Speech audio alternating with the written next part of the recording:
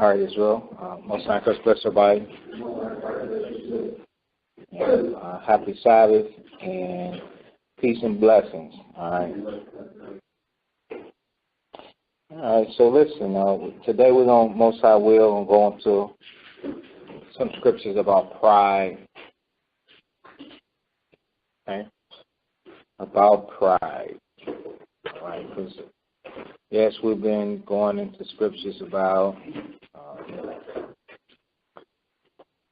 salvation and immortality, but we can't get that salvation and an immortality if we have that spirit of pride inside of us. All right, so let's start with 2 Timothy, the 2nd chapter.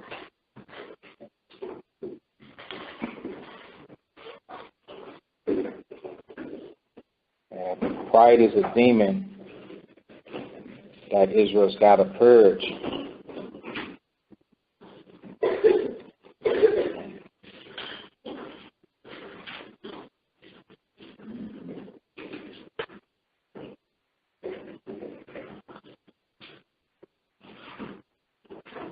All right. So let's start at the 2nd chapter. Read the 15th verse. This is 2 Timothy chapter 2 and verse 15. Study to show thyself approved unto God, a workman that needed not to be ashamed. All right, read it again.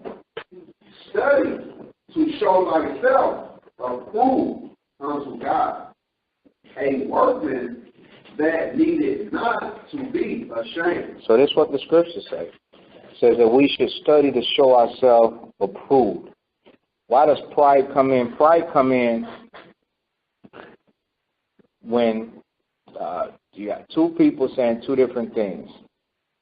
First, we're going to deal with Israel, you should study. That means, because when you study, you're going to be able to prove to yourself that you know what you're doing, and you're also going to be able to prove to others that you know what you're doing.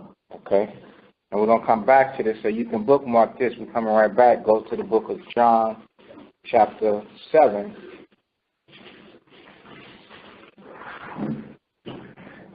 Verse 17.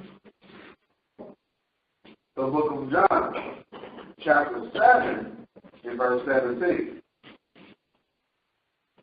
If any man will do his will, he shall know of the doctrine. Right, so by you learning to study, it's going to cause you to do what? It should. It's supposed to cause you to do the will of the Most High, because you're reading it for yourself. So now, if you're not somebody that really reads the Bible for yourself, when you get confronted with something that you have to do, the first thing you're going to do is you're going to do what we call the looking eye.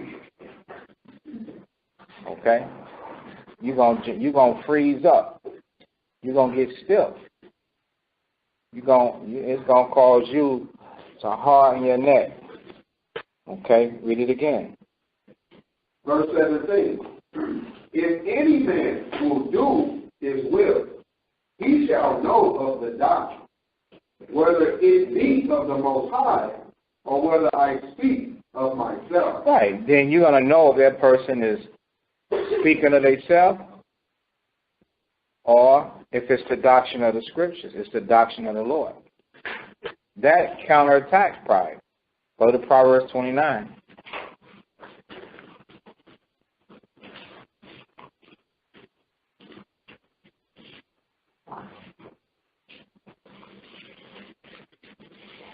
Verse 1.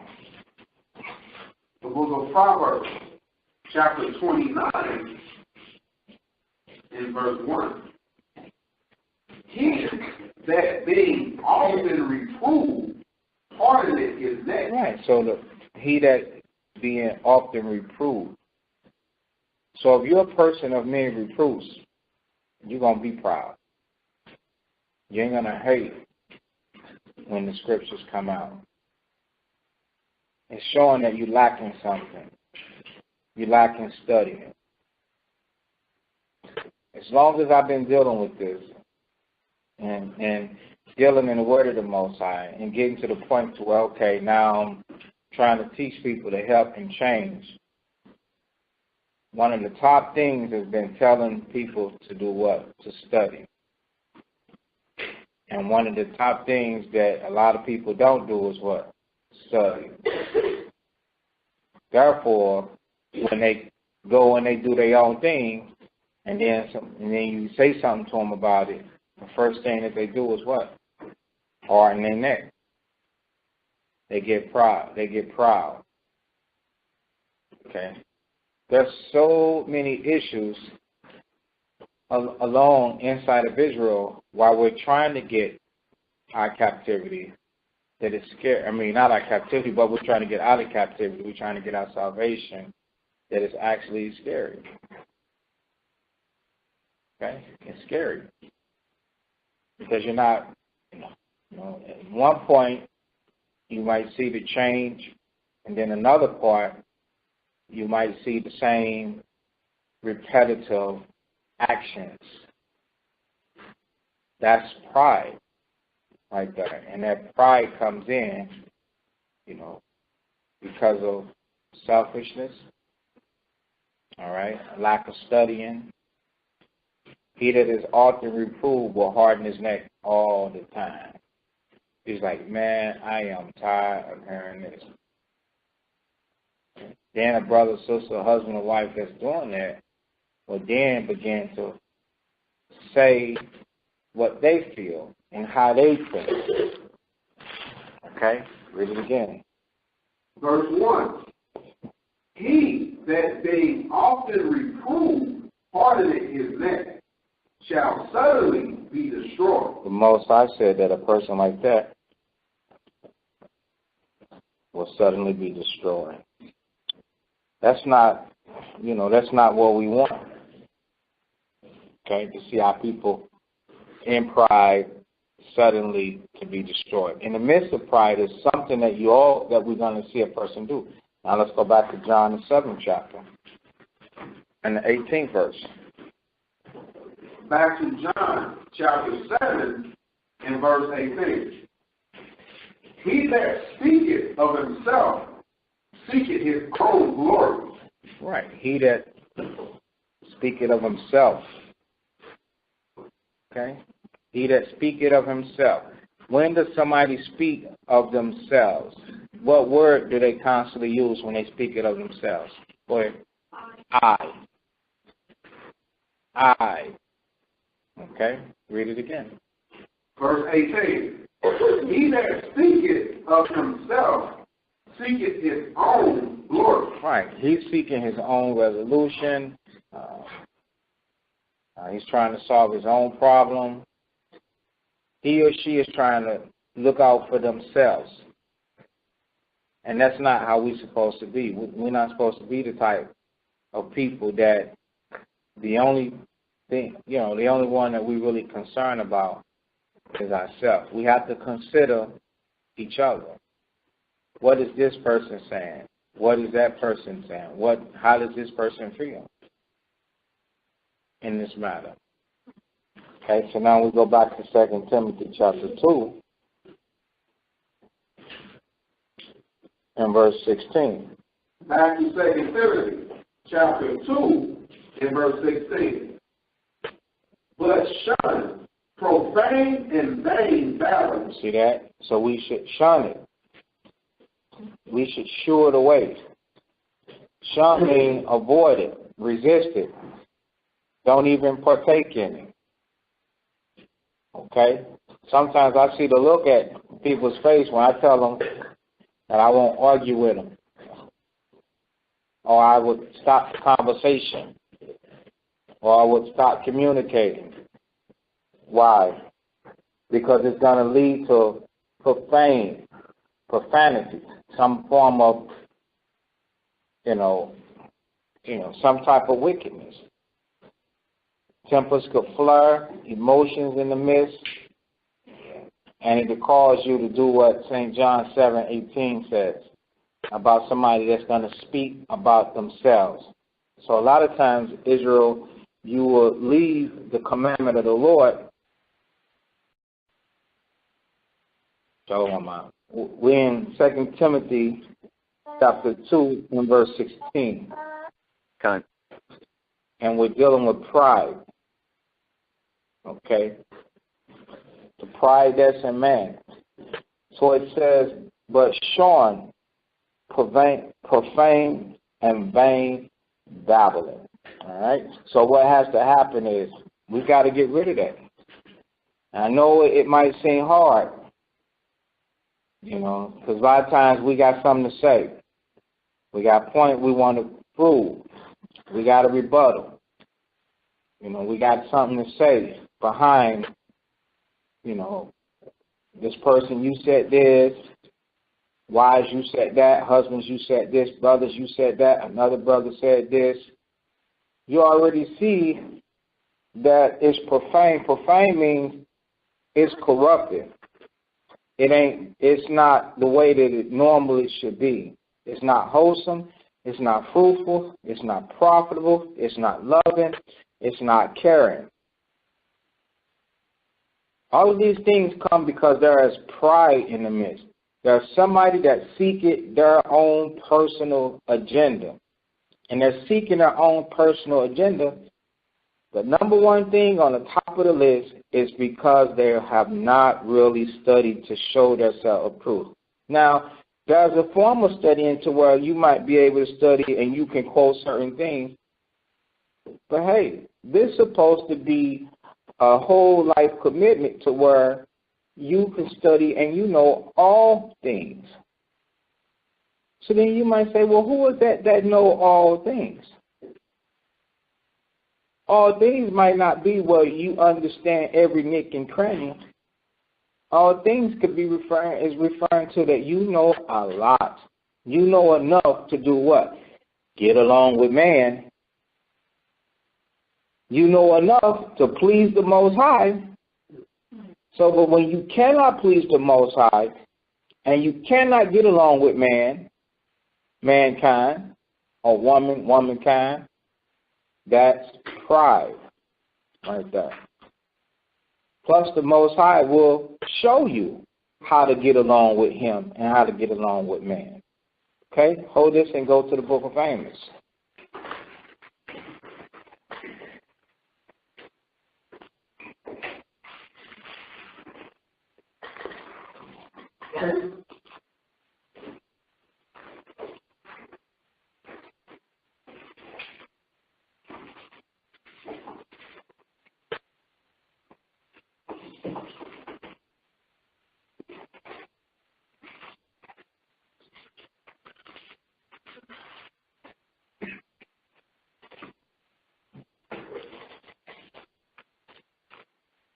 Amos, the 3rd chapter and the 7th verse.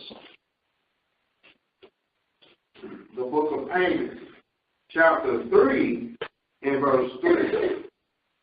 Can two walk together except they be agreed? I'm sorry, I said the 7th verse? You said 7? Forgive me if I didn't. Amos 3 and 7. Okay. Amos chapter 3 and verse 7. Surely the Lord God will do nothing, but he revealeth his secret unto his servants, the prophets. See that? The Lord said he'll do nothing, but you know what? He's going to reveal everything that needs to be known unto who? His servants, the prophets. All right? And it's not talking about just men. It's talking about, because when the servants, the prophets, when they learn, they're going to teach it to their wives. And the wives, they're going to teach it to their children. So everybody in Israel is going to know. Now, the ones that don't serve the Most High, those are the ones that's going to get caught up in pride. That's why the first, when there's a sign of struggle, of profane babbling and wickedness going on, off the jump, it looks like you don't know the Most High. So if you don't want that look about you, then you got to be strictly in order. You got to be straight by the book. I thought of this saying this morning, straight out of the Bible. I looked in the mirror, beard all frayed and going all different type of ways. No fashion to it. Looked in the mirror, I said, man, that's straight out of the Bible. That's how our foreparents were, straight out of the Bible. They wasn't finessed and, it's okay to shape, brothers, you shaping up your beard. You should not be marring it. Some brothers mar it up and then give a reason. I'm going to let the Most High let them deal with it. I ain't making nobody do nothing. But our fathers were bearded and nappy-headed and everything. I'm sure they took a brush to it, though, Locks twisted and stuff, and heads braided and stuff, but straight out of the Bible. That's how we have to be. We have to be straight out of the Bible. We have to have that unique quality about us to where on the inside, man, you white. Ain't no blemishes. When I say you white, meaning clean. Ain't no blemishes. The only way that you're going to get yourself to be like that is if you get it, though. You get the bigger picture. You say, man, I want to deal right. So as an individual, you've got to say, you got to feel like, hey, this is what I want to do. I want to deal right. But you know why I want to deal right personally? Because I want to wake up from the dead.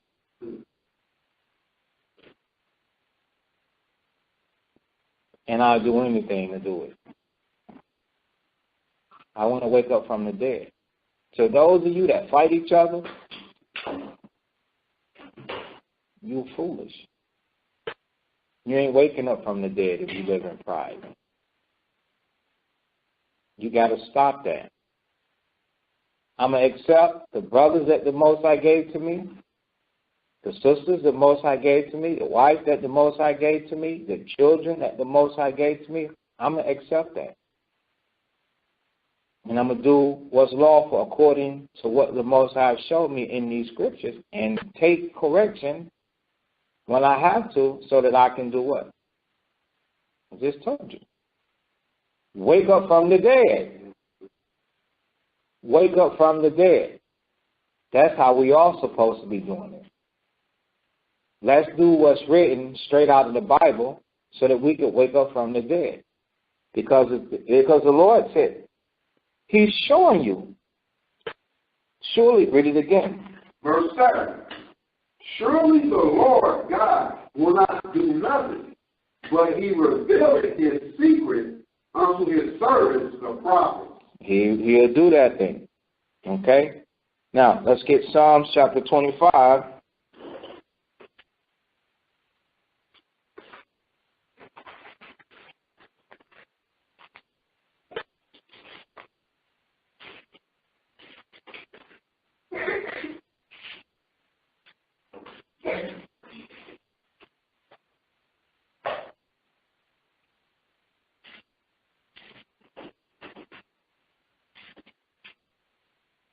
Okay, Psalms chapter 25, and verse 11. The book of Psalms, chapter 25, and verse 11. For thy name's sake, O Lord, pardon mine iniquity, for it is great. What man is he that feareth the Lord Yahweh? Him shall He teach in the way that He shall choose. Him shall He teach in the way that He shall choose. So when the Most High teach you, you're not dealing in pride. You're not resisting the Holy Spirit. You're accepting and embracing the Spirit of the Most High. Okay? Go ahead. His soul shall dwell at ease. Right. His soul shall dwell at ease. That's how we want. We don't want ripples and bumps, trials and we don't want the tribulations that come from pride. Now, I'm not saying that we're not going to ever be tempted and we're not going to be put to the test so that we could grow and become fruitful. That's not what's being said. But the soul that's being at ease is saying that the Most High is going to deliver you out of all of these things that the Most High put you through. And the Most High put you through and take you through, He's going to deliver you from these things. That's your soul dwelling at ease. That's a point to where then comfort is going to come in. All right? Go ahead. And his seed shall inherit the earth. Right, and his seed going to inherit the earth, meaning your seed is going to inherit immortality. Where did they get the learning from? From you. All right? Verse 14. The secret of the Lord is with them that fear Him. See that? So on how to do things, on how to get along with man, how to get along with woman, that thing on how to obey your husbands, how to listen unto them, husbands, how to treat your wife, how to talk to them, how to reason with them, how to lead and guide them onto the path, and teach and show them that it's okay to follow you as you follow who? Hamashiach Yahushua. That secret thing is going to be with you because you do what? You fear the Most High. And fearing the Most High consists of something. It consists of what? You still running your mouth. What does it consist of? Does it consist of you still running your mouth? No, it actually consists of you closing your mouth and opening your ears and applying the things that's written in the scriptures, okay? And He will show them His covenant. And He will show them His covenant. See, so we're talking about immortality. That is the covenant of the Most High. We're talking about salvation. That is the covenant of the Most High. Now, is that given to Raggedy Ann and Andy? The answer is no. So if you're a couple and you're a Raggedy Ann and Andy, I think that you need to clean your act up. Because you are not in covenant. You are breaking the covenant of the Most High for lack of fear. Okay? Get Ecclesiasticus, the 2nd chapter.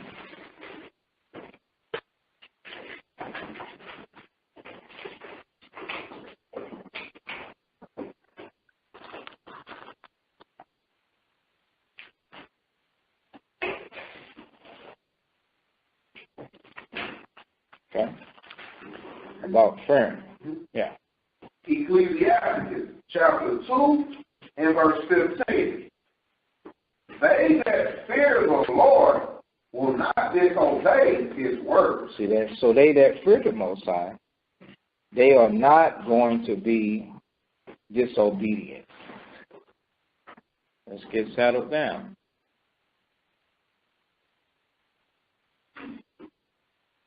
Okay, read it again. Verse 15. So let us pay attention to this, because what's going to happen is, all of you, there's no pressure to do nothing wrong now. You good. But as soon as you do some craziness and somebody say something to you, you got a problem. But before, when the thought of doing something crazy come into your mind, you're supposed to deal with it then. You're not supposed to do it. Okay? Go ahead. Ecclesiastes chapter 2 and verse 15. They that fear the Lord will not disobey His word. They that fear the Lord is what? Will not disobey His word. Will not disobey His word. They that fear the Lord. All right? No, Scripture say the thought of foolishness, okay, is a sin. So we're supposed to deal with the foolishness when it comes to our mind. All right? Right? We're supposed to, when it comes to our mind, then we're supposed to deal with it so that we don't sin. But then you got a lot of people that when you do sin and somebody says something to you, you don't like it. And that's the evidence of what? That's the evidence of pride. Okay? So we got to get out of that. Go back to Psalms 25. Back to Psalms chapter 25 and verse 4. Verse 4. In verse 4. Show me thy way, O Lord. Teach me thy path. Show me thy ways. Okay. The Most High has showed Israel his ways from a little child to an adult. The Most High has always showed Israel the ways. But are we listening? You're learning it from your parents. And those of you that don't have parents in the truth, who are you learning it from? You're learning it from the elders. And you are to treat them as your parents. And you to listen to them. Okay? And the same blessing that you would get from your parents if you had biological parents in the truth and you listened unto them, the same blessing that will come upon you from them, the Most High knows how to bless you because you took heed to listening unto those that rule, the elders that are among you. The Most High knows how to bless you for listening unto them. So it says, show me thy ways. This is what David said, O Lord Yahweh, and teach me thy paths. Teach me what direction do I go in. Okay? So now we quick to want to get the right job and buy the right automobile, invest in the right home, and do the right stock markets, and, you know. But the path that this is talking about, we're dealing with behavior, pride. Okay? That's what we're dealing with. Teach me the correct path. Hold this. We're going to come back to this. Bookmark it and get Ecclesiastes, the 26th chapter.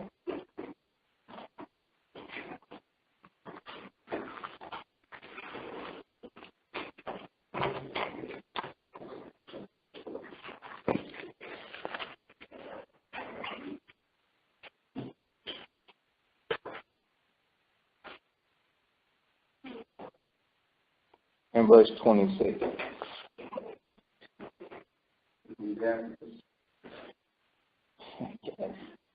Ecclesiastes chapter 26 and verse 26. Right.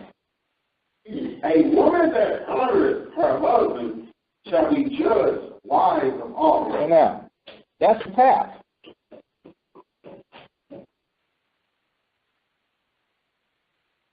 Come on, sister, settle down. Let me grease your scalp with this. Read it again. Verse 26. A woman that honoreth her husband shall be judged wise of all. A woman that does what? That chooses that path. Okay? When we read Psalms 25, David asked the Lord, he said, show me thy paths. Show me thy ways and teach me thy paths. This is a path that has to be taught. Okay? Women don't just learn to love their husbands. Women don't just love to honor their husband. So by nature, a lot of women, they start off with being disrespectful, with pride, being unhonorable, but that can change. Okay? So it says, a woman that honored her husband shall be judged wise of all. Let's go through this. First of all, this woman has to be taught. Okay? This woman has to be taught. She's got to be taught to honor the husband. How do you honor the husband? By trusting in the one that you call God. Okay? I understand that it's a big responsibility for you to now respect and rely and be slow to speak and swift to hear. Okay? But that's what the Most High said. That's what it's going to take in order for you to be right. All right? So now the next part says, shall be judged. Judge is when people look at you and when they hear about you, okay, and their perception of you. So we should not be like, well, I don't care what nobody says about me. That's shameless right there. Okay? That's shameless. It's not supposed to be like that. You're not supposed to be shameless to where you feel like you don't care what people think about you, what people say about you. You're supposed to want to have a good name. What somebody says about you, that's supposed to be a good name. Okay? I remember so many years ago, I met this woman from Detroit. Quinaya. Went up to New York, met this older woman. She was a very older woman. She had to be in her late 60s. She said, "Oh, you're Shamswan. I heard so much about you." I hugged that woman. It felt like, I don't know what, it felt very, you know what I'm saying, welcoming, and a report that she had heard. You know, sometimes I get a little emotional. So I was in tears. You know, just meeting her for the first time, and, you know, I guess it was like confirmation of good work. You know, to have that come from somebody that I never knew, I never talked to, I've never seen, and for her to say that, because she's heard so much, and so that felt good on my end. So I just don't understand how a lot of people can live a life and you don't care what people say about you. You don't care what people say about your name. You know, they just call you a dirty dog and you don't care. The only thing that matters is you. That is pride. The Lord said a woman that honored her husband, she's going to be judged wise. So if you don't, any sister that don't honor your husband, the Most High is not going to judge you wisely. And when others, when they know about the shenanigans and the foolery that you really deal with and what type of person you're really about, they're not going to say, "Oh, that's a wise sister right there." They're going to be like, "That's a big mouth woman. That woman is spittle. That woman is worth nothing. Diddly squat." Okay? Hold this and get the book of Proverbs.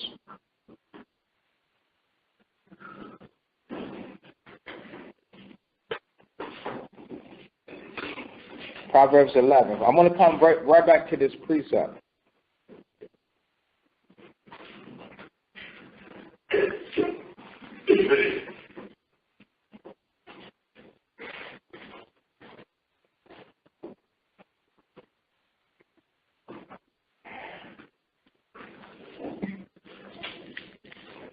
Proverbs 11, that is, right?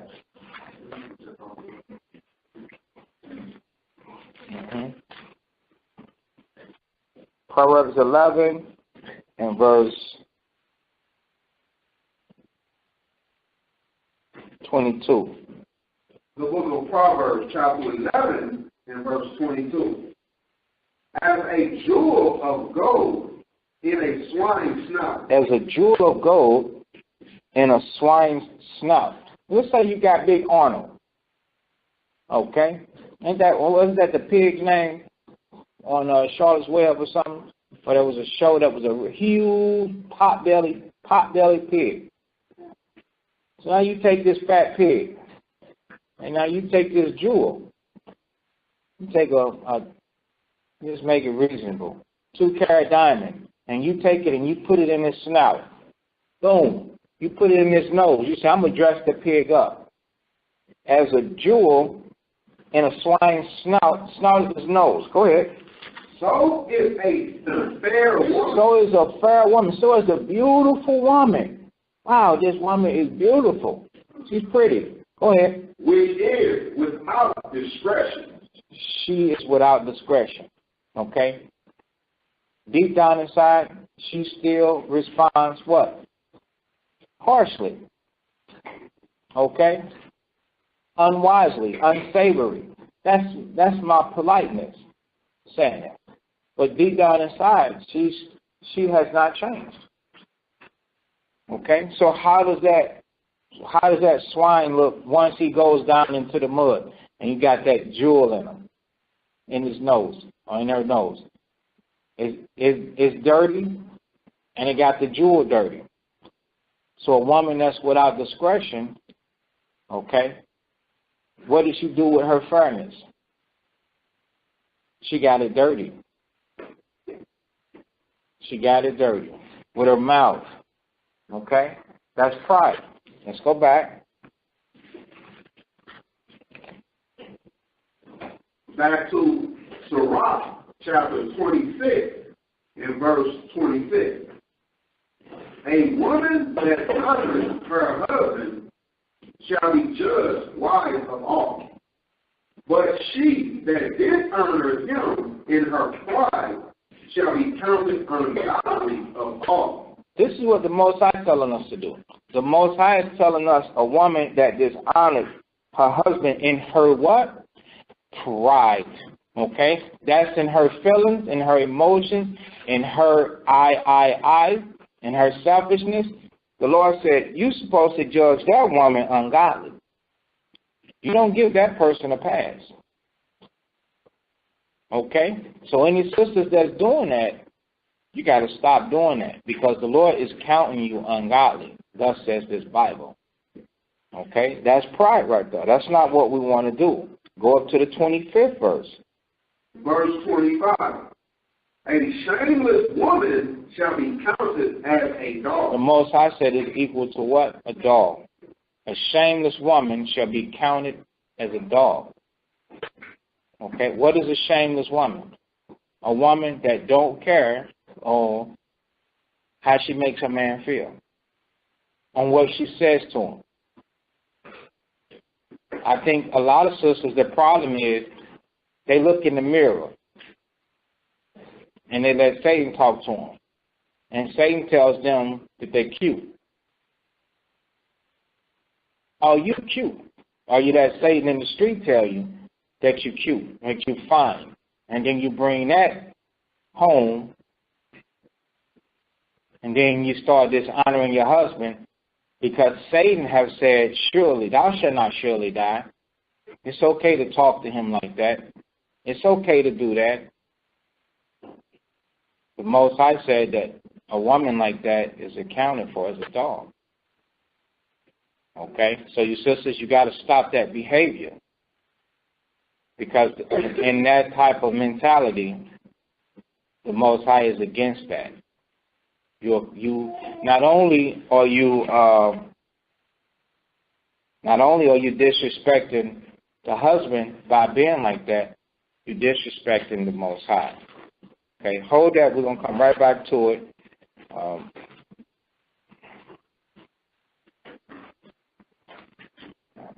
been looking for that.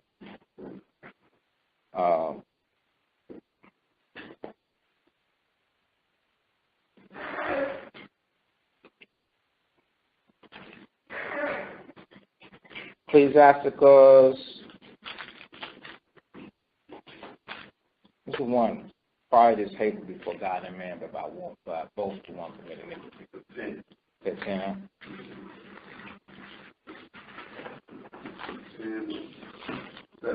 Okay.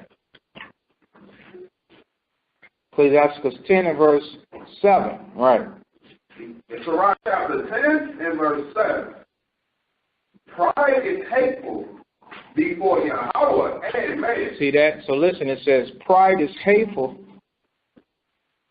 before God and man. So most people think that they could deal in pride and just man hates it. Man hates it, but not the Most High. The Most High don't hate me. I got a problem with you. Okay, I don't have a problem with the Most High. I just have a problem with you. Okay, and so they continue. I say, man,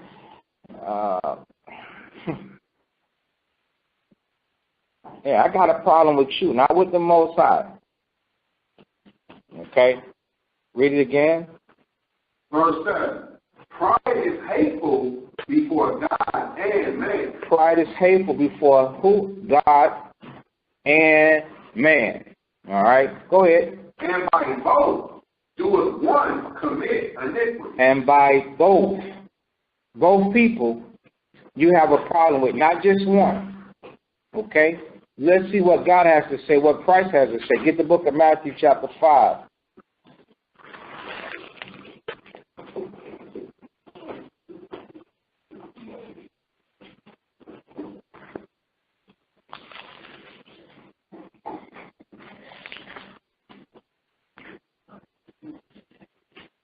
Matthew chapter 5.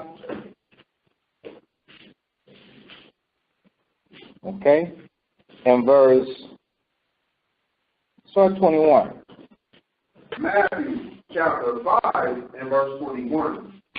Ye have heard that it was said by them of old time, Thou shalt not kill, and whosoever shall kill shall be in danger of the judgment. Right, so the killing here is referring to the actual act of murder, but now also hatred that comes from pride.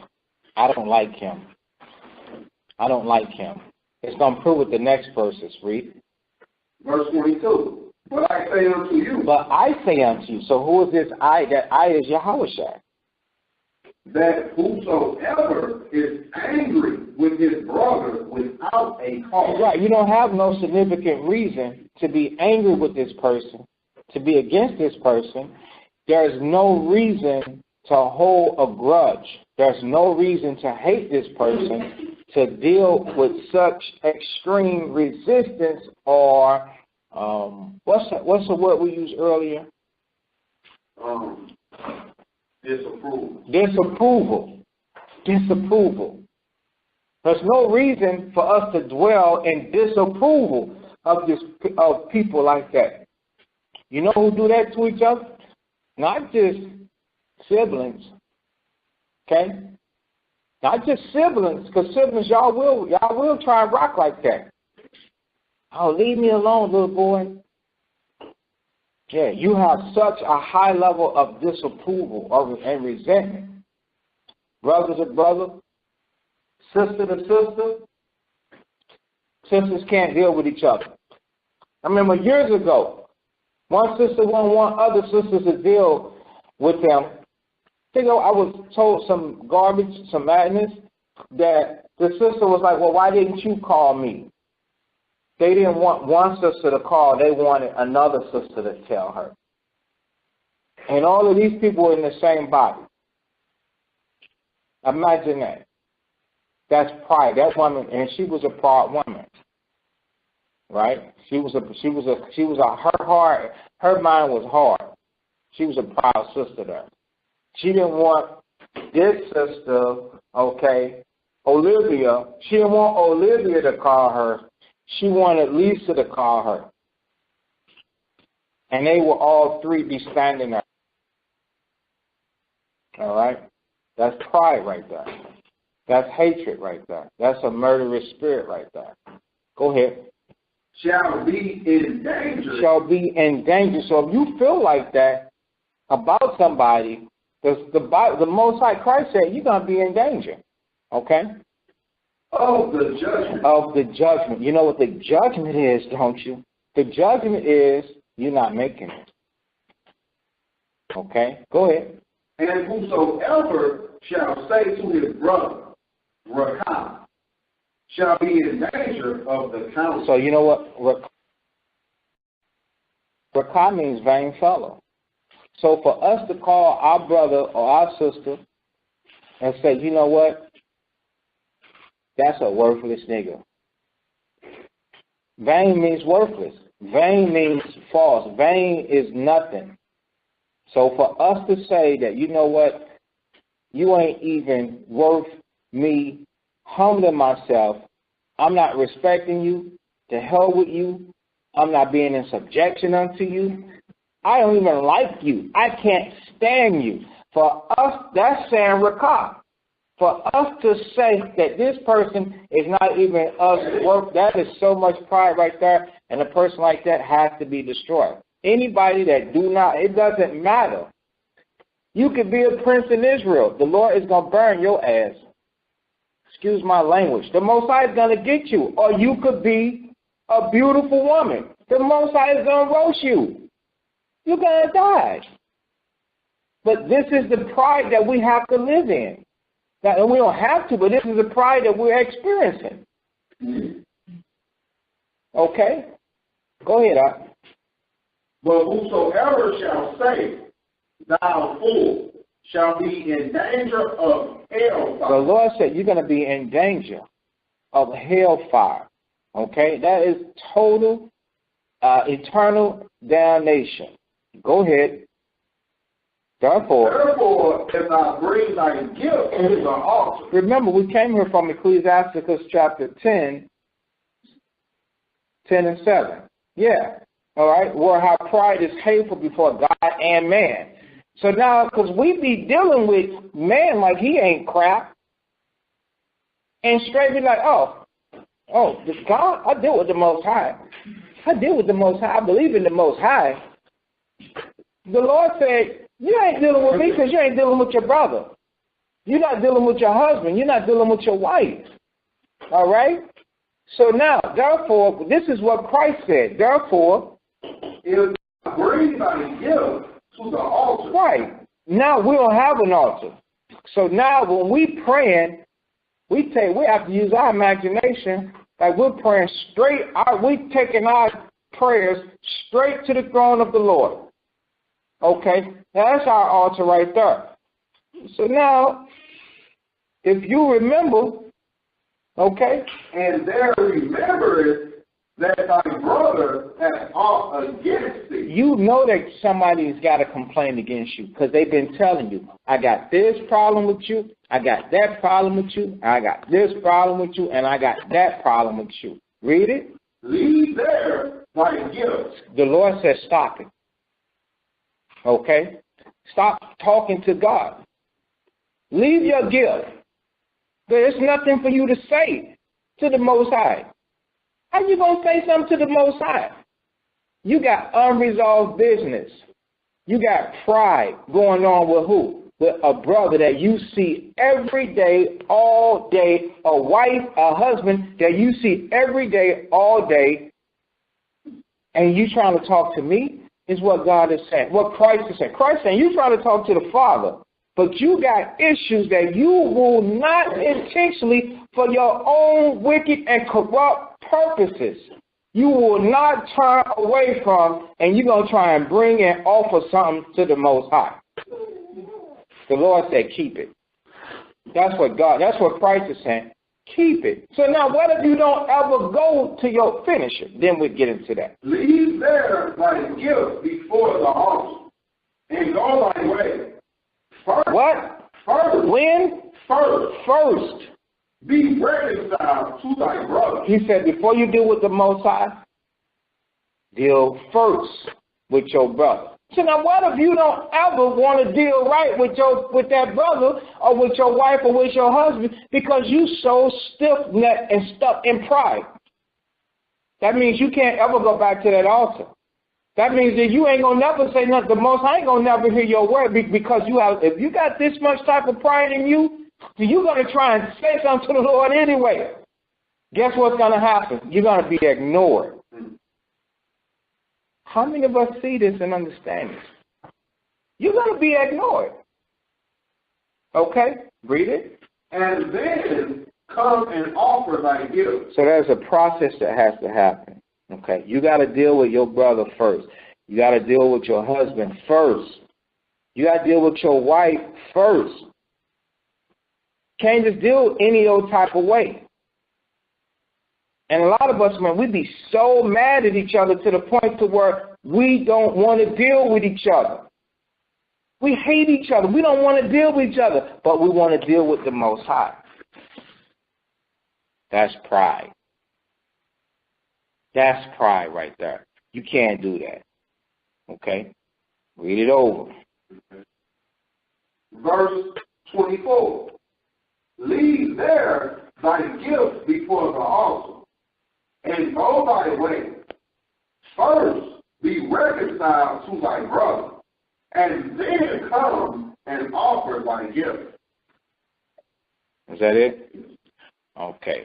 Get the book of John, 1 John.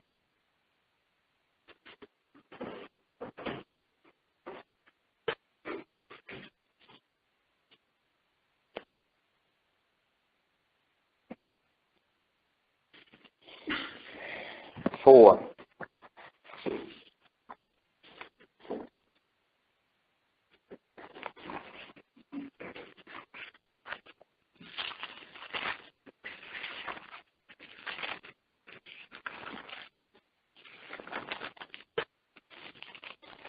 First John 4 and verse 20. 1 John chapter 4 and verse 20. If a man say, I love God. Oh, I love the Most High. I love Yahweh. I love Yahweh by Hashem and Yahushua Mashiach. People say that. They want to speak Hebrew. Oh, I love the Most High in Christ. I love, love, love. Go ahead. And hated his brother. But this nigga I can't stand. Or my wife, I can't do her. You got husbands out here that they say, I can't do her. I can't do her. Okay? Because I don't like the way she is. All right? I can't deal with her. Ricotta. Straight call her a cotton picker. Ricotta. Real on her. I can't stand it. And when there are some sisters, they don't like the man and say, oh, I can't deal with him. I don't like him. He's lame. Yeah, I hate her. I hate him. Okay? I don't want to be with him. I want him. I want another man. A man be like, I want another one. That's still in the flesh. Okay? So God said, the scriptures say, if a man say, I love God, but you hate your brother, go ahead. He is a liar. You are a liar. You are a damned liar. You know what damned is? You're headed for condemnation. You're headed to be condemned. You saying that you love the Most High, but you can't deal with your brother? Guess where you're headed? Y'all ever see, those of you that are on social media, you ever see that image of it's not a false Christ. They put different people on there and they be crying really hard, and the caption is that look on your face when Christ tell you that you're not going. You understand? And you got this weep, and they got this broke down, they got this real hard weep. Christ said there shall be weeping and gnashing of teeth. There's going to be a lot of disappointment because there's a lot of self-righteousness going on and no humbling going on. That is the pride that is going in Israel. Don't let that spirit come and seduce you out of what? The second greatest commandment, that you should love your neighbor as you love yourself. Don't let that spirit come and seduce you. Don't let that spirit come and seduce you out of that. Because this is the love. The love of the Most High is equal. You understand? It's a balance with the Most High. Because this builds our nation when we can love our brother and we can love our wife, and wives, you love your husbands. This builds our nation. This creates families. You understand? This keeps the chimney smoking. This keeps the oven warm. You understand? This keeps Israel fruitful. Okay? Women running from men because men on crack, men on alcohol, men on drugs, men is worthless, men is lawless, men is this. More men, get yourselves together. Because women, they do complain about us. So we got to get ourselves together so they don't have nothing to complain. But if we're striving and we're fighting and the help that we need, how you not sure that the help that we need has to come? It's supposed to come from you. The Lord did say that you are what? I help me. Why ain't you helping then? You're supposed to be helping us see the things that we need to see and understand. Supposed to be helping, not trying to destroy us, trying to kill our spirit, trying to break us down, mentally make us go crazy. How do you know that? I know that some of you sneaky people be up to some stuff like that. I did that in the past. years ago. Tried to break somebody mentally down. I wasn't in the truth. I was in the world, or I didn't know no better. So I'm going to see if this woman going to go crazy. I ain't going to do nothing that she likes. Everything that she hates, I ain't going to even care. Let me see. So when I see somebody and you don't really care, that's that saying. That's of the world right there.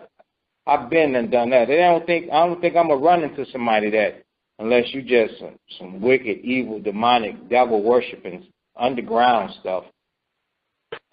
But most of the things on the earth up under the sun, no, you ain't gonna be able to, you ain't gonna be telling me nothing I don't understand. I've seen a lot of crazy stuff. So that pride, you better shake that pride. Okay? So read it again. If a man say, I love God, and hated his brother, he is a liar. Right, he's lying. For he that loveth not his brother whom he hath seen, how can he love God whom he has not seen? Right, so for us to have the ability to love the Most High, we've got to have the attribute of loving each other. So for everybody that has this problem, you got to settle it tonight. You got to settle loving your brother, your sister, your husband and wife. You got to settle it tonight, because tomorrow, the morning is not promised. If you got something and you know that you've been corrected and you're hearing this, and then you don't leave your gift, and then you don't go from the heart, repent and forgive, you know what's going to happen? If the Lord call you tonight and pull your spirit from your flesh, you struck all the way out. You're going to have a major problem. Okay? Read the next one. And this commandment have we from him. And this is a commandment. Okay? This is a commandment for us not to hate each other. You see that? This is a commandment for us to have love one for another. This is a commandment. Go ahead. That he who loveth God love his brother also. So if we say that we love the Most High, we're not going to be dealing in pride towards our people, saying, oh, I don't like him though. Okay. Is that it? All right. Now, we got some stuff out. Please ask us 26. Yep. Absolutely. Please ask us.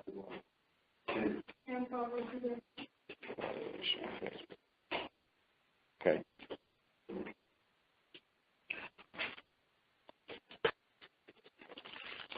So let's see. Please ask us 10 and 7. We finished that. Okay. So let's see. Verse 11.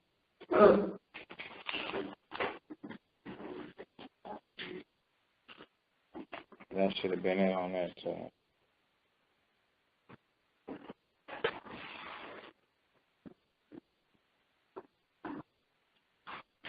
What was it? Proverbs 11 and what? Proverbs 11. Yeah. Okay. We'll 22. All right. The water. Please ask us 26.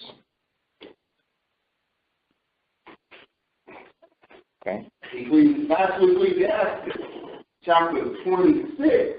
And verse, let's see, but she had the shamefaced. Let's deal with, we did 26. Let's get the ending of 25. Actually, we'll get 24 and 25. Ecclesiastes chapter 26 and verse 44. A dishonest woman contemneth shame. So we don't want, our sisters, you don't want to be dishonest. You don't want to bring forth, stir up shame. This is what you want to happen. This is what you want to be said about you. Read the next one. But an honest woman will reverence her husband. So an honest woman, okay, you're going to keep it honest. You're not going to just reverence your husband where? in public.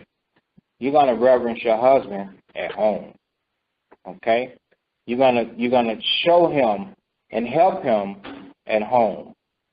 Okay? You're going to be that pillow of rest at home. You're going to be a good wife at home. That's what has to happen. All right? Go ahead. A shameless woman shall be counted as a dog. You don't want to be counted as a dog. Because a man that fears and knows the Most High, that's what he will actually think about you. If you're a shameless woman. Okay? Any woman that will not love her husband and honor her husband, you're worthless. You're no good. Other men might lust after you, but they don't know what type of horrible person that is. A woman that is shameless is to be destroyed, and the Most High is to destroy that person. We can't destroy nobody. We just got to apply the scriptures and keep moving.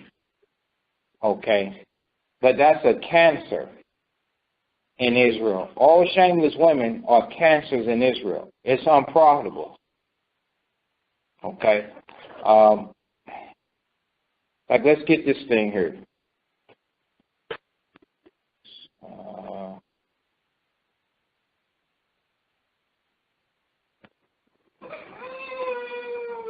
Psalms 147.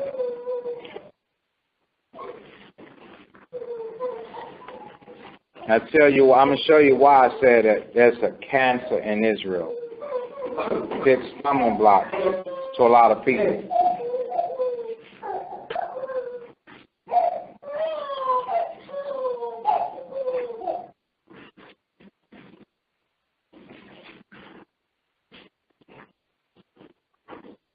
Psalms 147 and verse,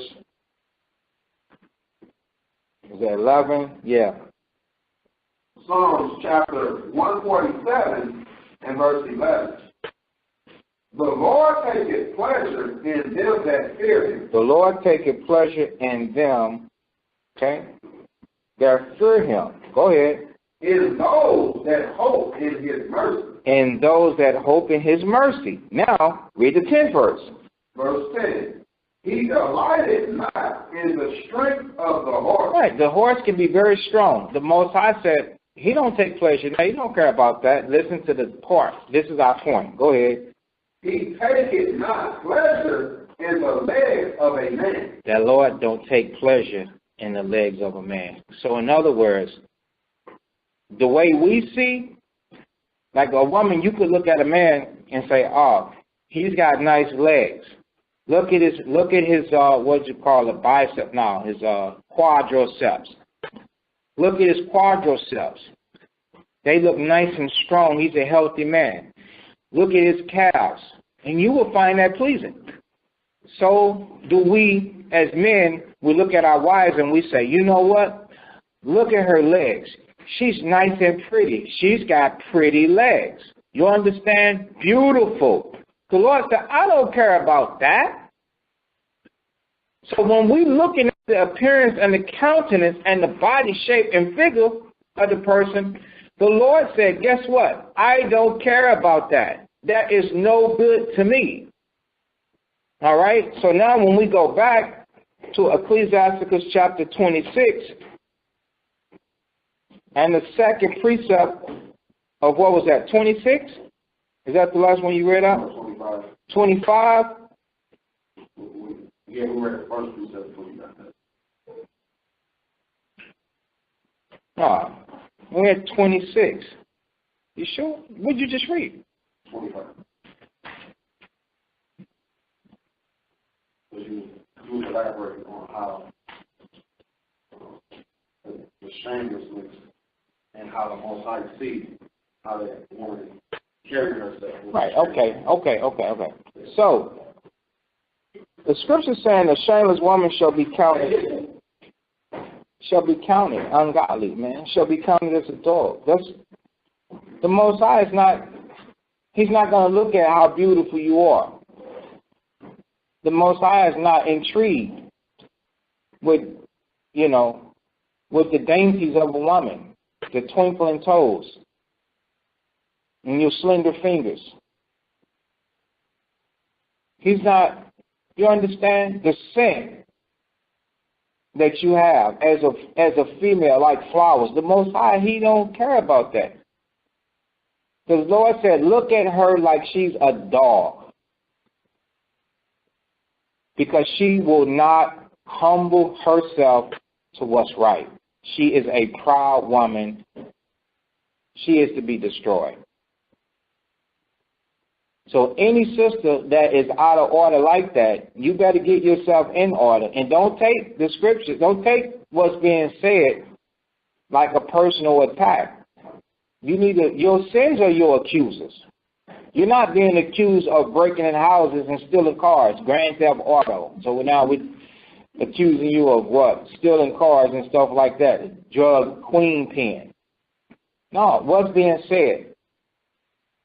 That you should not be proud and deal ungodliness in marriage against your husband. Or you men, you should not deal ungodly in marriage against your husband. Or brothers.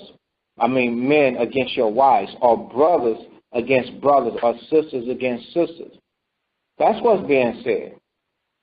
All right? But she that is shamefaced will fear the Lord. All right, so now if you don't like to see that, and you don't want that to be mentioned in your about you on your face, don't wash your face off. You ever heard somebody say, why is your name always mentioned to something? Or when I see this, I see your face. So, your face is ashamed to be caught up in this madness. A person whose face is, if you were ashamed to have your face in the midst of anything, the scriptures say you going to fear the Lord. Okay? Go ahead. A woman that honors her husband shall be judged wise of all. See that? All praises. Now this should be knocking on all of y'all's door. A woman that will honor her husband, the scriptures say she's going to be judged wise of all. But what is it to honor? To be taught by him, to listen, to be obedient, as also said the law, to know and acknowledge that he's supposed to, according to Genesis, the Lord said he shall rule over you, and your desire shall be to your husband. That's right. He shouldn't have to run and chase after you. Get the law. Okay? We shouldn't have to run and chase our wives. You're supposed to desire us.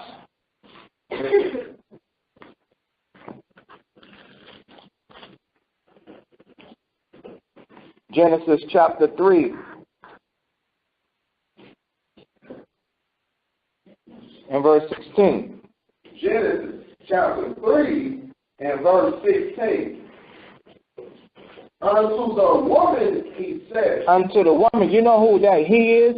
Let's call it the Most High. The Most High said unto the woman, come on. I will greatly multiply thy sorrow and thy conception. That's why there's a lot of pain, okay, when you're bringing forth children. So every woman that has had a child can relate to this pain.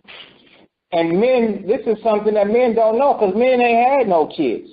So you can't, although you might try to tell us, you try to explain it to us, we still don't what? We still don't understand. And any woman that have not brought forth a child do not understand this pain and this sorrow. This has to be something of another beast. This is something of another nature. Is this excruciating? This must be excruciating pain. Okay? Go ahead. In sorrow thou shalt bring forth children, and thy desire shall be to thy husband. You see that? The Lord said that your desire shall be to your husband. So any woman that don't desire her husband is proud. That's a proud woman.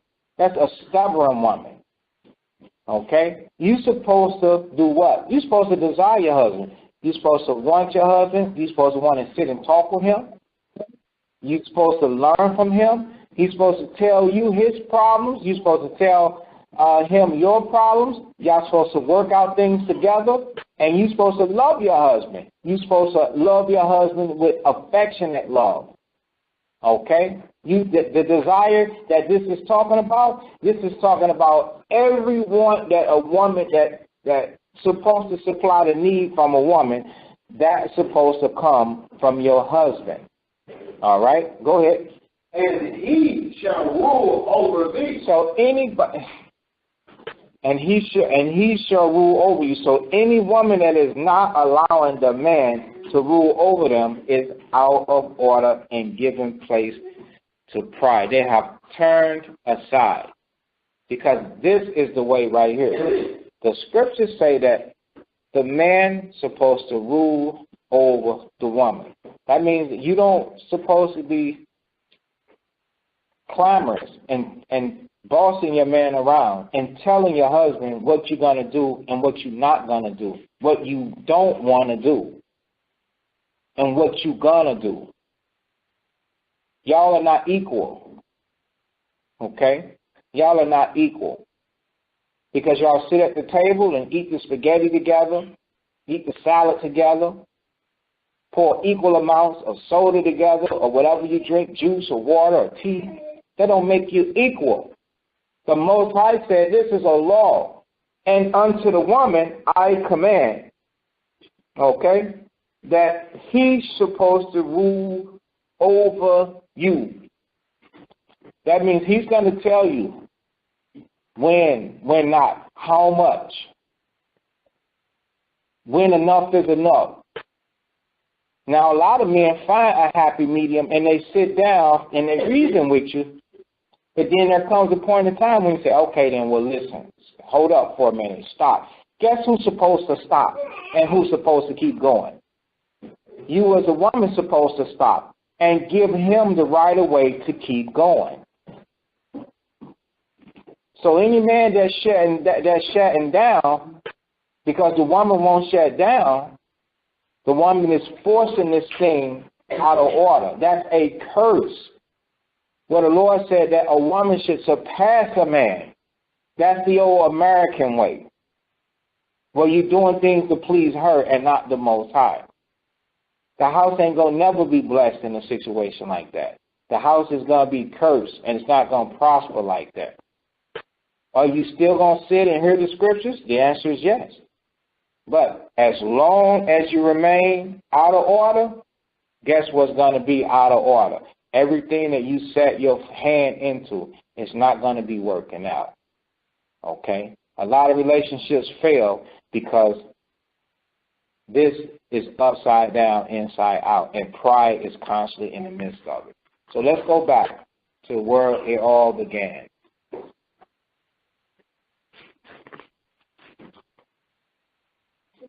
Second Timothy chapter 2.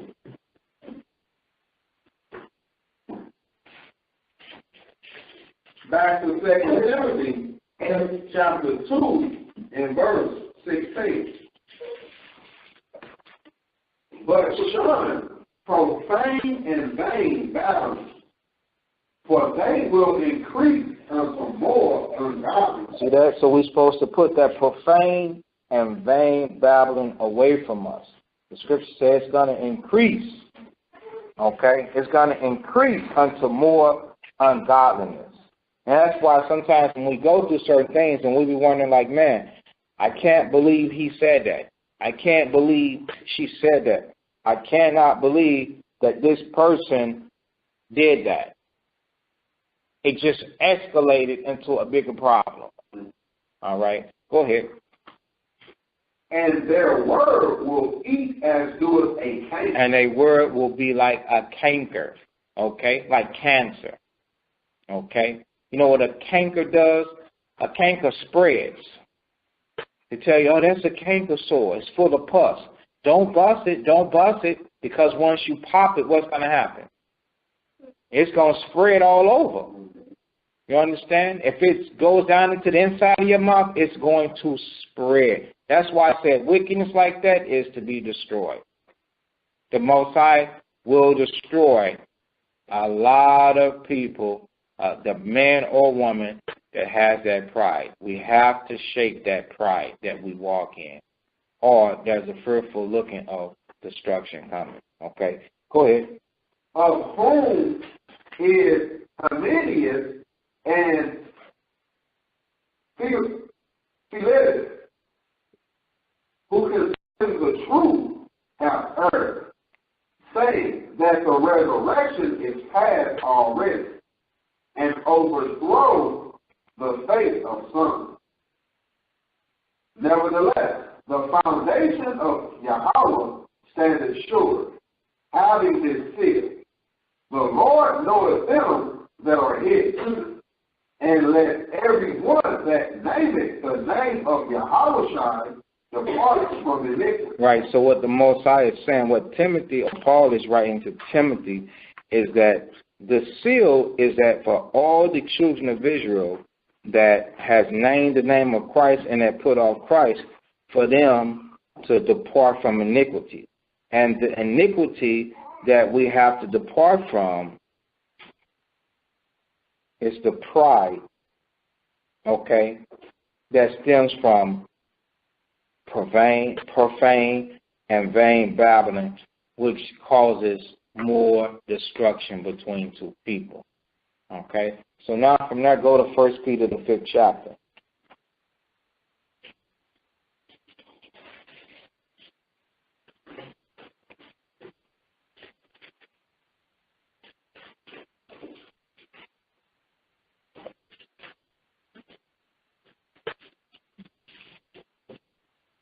Okay?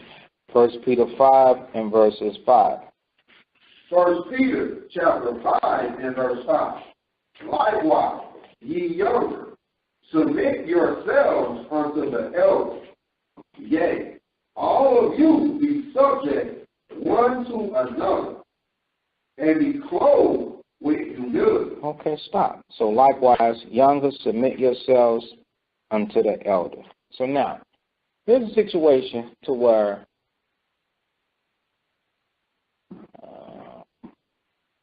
let's say in a house, okay? You got a house and you got two Jakes in there, okay? And they have problems with one another, okay? What do they do about this? Submit yourselves unto the elder, okay? What do they do about that? They're like, well, who's the eldest among us? Because a lot of times Israel have a hard time humbling themselves to each other. This elder is talking about actually an elder, okay? But later it says, yeah, all of you be subject one to another. So the key is to be subject to each other. What is the purpose of counting years? Oh, well, listen, you've been in here 2 years, and I've been in here 3 years.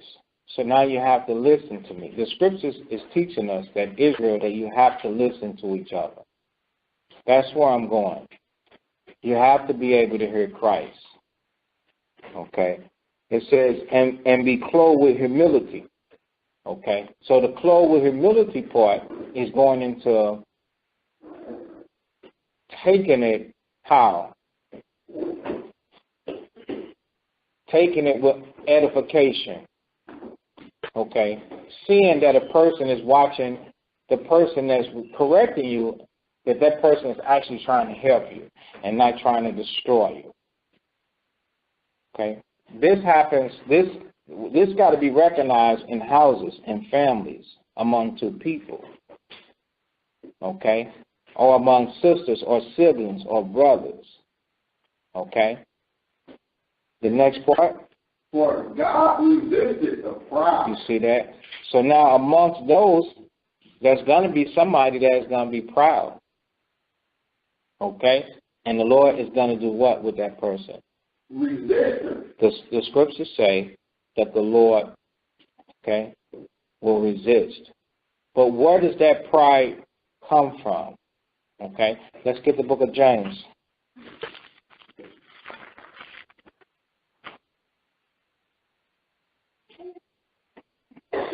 James chapter 4.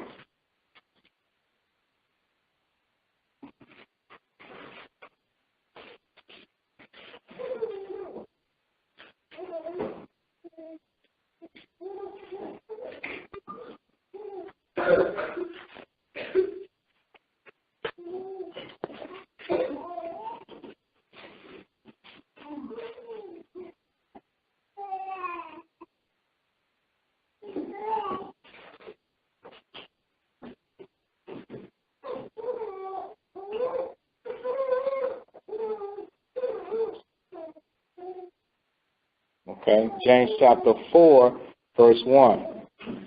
James chapter 4 and verse 1. From whence come wars and fighting among you?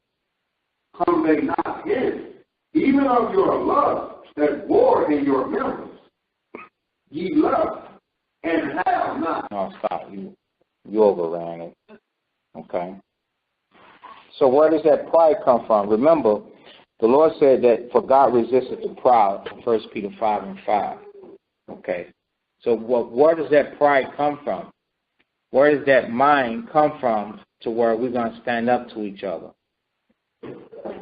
And we don't want to hear what each other has to say. Neither do we want to resolve it. Frankly, we don't care. And I don't care. So what? And what else people say that they fight? Huh? That's just, two people fight and they don't care. But so the Lord said that He resisted the proud, but the thing is where does that pride?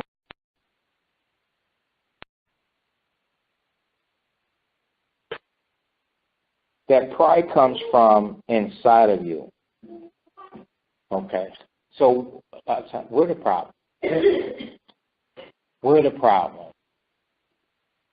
Yeah.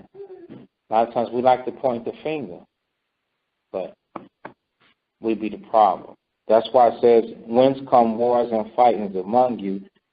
Come they not hence, even of your lusts that do what? That war in your members. Meaning, that same problem you have within yourself. It don't just happen to be with this one person. You've had the same problem with somebody else, or somebody else, or somebody else. Okay? Cannot we tell that the way that we feel about one person, that we felt that way about others before? Yeah. Okay? That's it. Let's go back to 1 Peter 5 and 5. Back to 1 Peter chapter 5 and verse 5. Likewise, ye young, submit yourselves unto the elders. Yea, all of you be subject one to another. So when the scriptures say submit yourselves unto the elder, why would you have to submit yourself to the elder? What's going to happen? You're going to be instructed on what to do. If there's a problem or situation with you in your life, the elder's going to know what to do. He's going to have the solution according to the scriptures to guide and tell you, well, you should do this. He's going to advise you. Okay? So now is that advice? Is that optional? No, you're supposed to actually do it because it's the solution according to the scriptures. Okay, on how to overcome the problem that you have. Okay, now the thing is, you have to take it and you have to trust and you have to believe in it because the scripture's going to accompany it and come with it and wait for it to happen. That's why it says, submit yourselves unto the elder, because they're going to tell you. The elders are going to tell you what to do. Okay? I got it out. So it says, yeah, all of you be subject one to another and be clothed with humility, for God resisteth the proud. Okay? So he just wants you to know. I'm telling you, I just want you to know that the Most High, He does resist the proud. So when the Most High resists the proud, what are some of the things that happen? Well, we get sick, we lose our job, we tear our cars up. Things happen. Okay? A lot of things. And depending on how hard, how long you walk in that pride, because you're giving place to Satan from the moment that it happens. You're giving place to Satan from that moment. So you walk into that pride, then you're going to find out that you have now lost favor with the Most High. You end up with disturbing news through the mail. You end up with the consequences or judgment that didn't come in your direction. It didn't happen the way that you planned it to happen. You end up getting penalized. And you're like, man, why this happened unto me? Because of the pride. Remember, the Lord said that he ain't mocked. How many going to go before you get punished? Yeah. Not one of them is going to go by before you get punished. So everything we do, every idle word that you say, the scriptures say, men shall give an account of in the day of judgment. But the Most High, he can determine that he wants to judge us today. And therefore do what? Alter the path. Make adjustments and change. So where we was once going to be blessed or something positive was going to happen, now the Most High turned that blessing into a curse. Something that you can actually feel that's going to hurt you, so that you can see that what you're doing is the wrong thing to do. Now, the sad part will be is for you not to relate the consequences that's happening unto you to the sins that you are committing. And that's called walking in pride.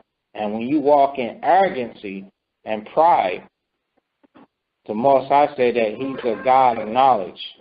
He will weigh your actions and he will bring forth judgment down upon that. Okay? Let's see. So it says, the latter part says, and he giveth grace. He giveth grace to the humble. So when the Lord is going to give grace to the humble, the person that's in the midst of something and the one that humbles themselves, the Most High extending grace out to you. So then you're going to be the one,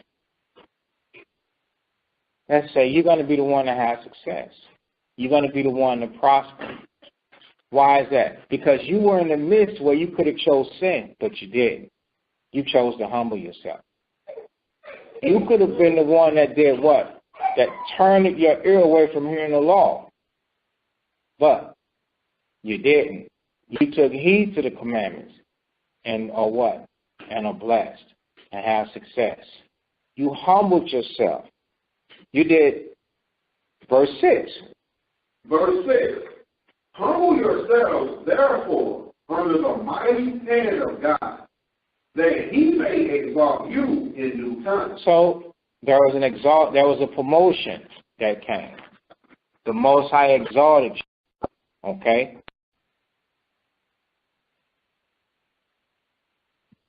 Humble yourselves, therefore, under the mighty hand of God, that he may exalt you in due time.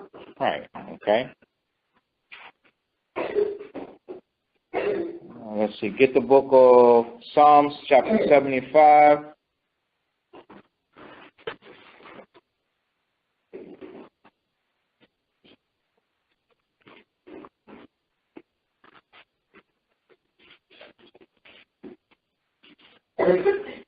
Verse 6. Mm-hmm. Yeah. The book of Psalms, chapter 75, and verse 6. For promotion cometh neither from the east, nor from the west, nor from the south, but Yahweh is the judge. He put it down one and set it up another. For in the hand of the Lord there is a cup, and the wine is red. It is full of mixture, and he pours out of the same. So the point is in verse 6, all right, it says, promotion cometh neither from the west, from the east, west, or the south. Okay? So the Most High, he's the one that does what? That lifts us up, that promotes us, that makes things positive happen. So when we go back to 1 Peter 5 and verse 6, when it's telling us that we should humble ourselves under the mighty hand of the Most High, that we may be promoted in due time. Because here it is, there is always a process that Israel is trying to work towards. We're always trying to work, man. We say, I need to do this for myself. I need to do that. You know, well, we need to do this and we need to do that. We're trying to develop. We're trying to build.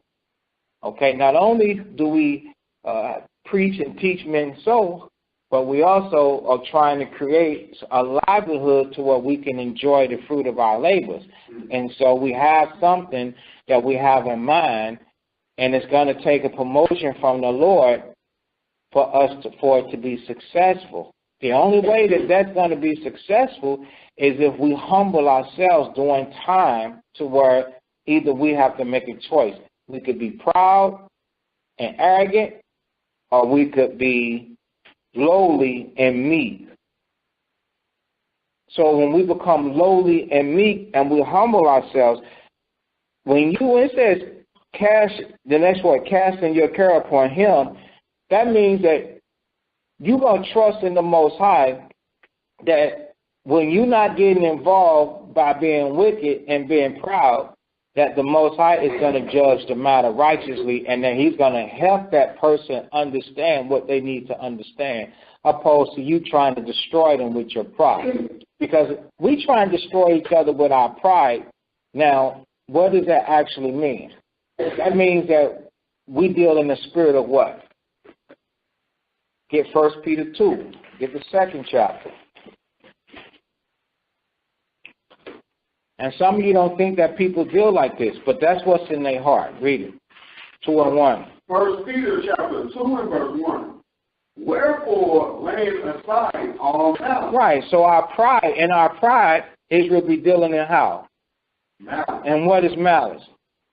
The intent to do evil. The intent to do you harm. Because they know that calling you out of your name is going to do what? Hurt your feelings. It's going to hurt your feelings. So they come into a situation with you, and now they have to call you out of your name. Your name is Naphtali. Your name ain't no good. You ain't no good. The woman call you no good. Your name is Naphtali, Reuben, Zebulun, Simeon, Issachar, Asher, Levi, Ephraim, Manasseh, Gad, Judah, Benjamin. You got tribal names. Most High gave you Hebrew names. The woman gonna call you, or the man gonna call you out of your name because he given place to Satan, knowing that that's gonna hurt your feelings.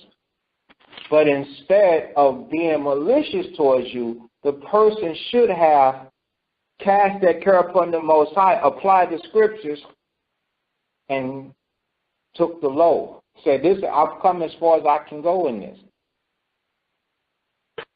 Now you're being what? Provoked.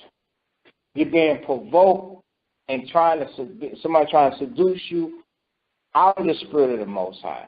Satan is trying to seduce you out of the spirit of the Most High and convince you to be a proud person, to retaliate and be a malicious person that's going to say something that's going to hurt or offend that person. We can't rock like that. Okay? So it says, wherefore laying aside malice. In all guile. Right, and all guile, and all deceit, dealing falsely. Okay? A lot of us can push a program with lies, and deceit, and make the person, try to push that ain't nothing wrong with what I'm doing. Did you know that you could live a life that's improper so long that you force the person that you living with or dealing with to adapt? That's deceit right there. Because in that person's mind, they like, this is who you are. This how you walk. This is what I got to deal with. No, that person ain't supposed to be like that. That person's supposed to be like these scriptures. That's what that brother's supposed to be like. That's what that sister's supposed to be like. The man that says he's a husband, the woman that says she's a wife, you're supposed to be like these scriptures, not like you. So any person that's doing like that and they like, this is me, this is how I am, that's the same as the gangbanger or the drug. This me, G. This me. Ain't nobody going to change me. This how I am. This how I get down. You don't like it, you can roll. Huh? Now you got to make me? You got to make me like that, huh? The scriptures say God. How you going to deceive somebody into thinking that that is the way to be? That's not the way to be. That's pride is what it is. Go ahead. And hypocrisy. And you're hypocrite. Because what you read and what you're producing is 10,000 different ways. You read one thing, but then you're not fulfilling none of it. That's the hypocrite. And that can come in male or female. Okay? Go ahead. And envy. And envies. Okay? Where does the envies come in? Let me see. Israel will be envious of what? And Israel will be envy of what? Let me take something off the table. Make y'all think. Don't say each other. Oh, it's possible, but no. Let's take that off the table. Israel will be Israel. Now, what envy is left? Go ahead. What you think? Question, you mean like in the truth together, or people? People in this room and on conference. We could be envious of what? Somebody having wisdom or understanding. I said not each other. People can be envious of that, but I said not each other. I took that off the table. So you gotta listen. Envy of your goods. Envy of good? Done.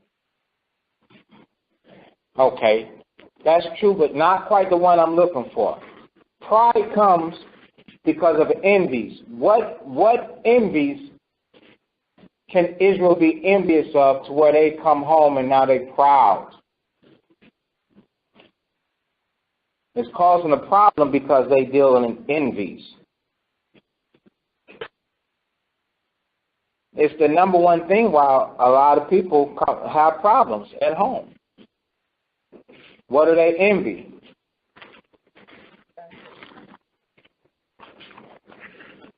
Come on, I'm going to tell it to you in 20 seconds.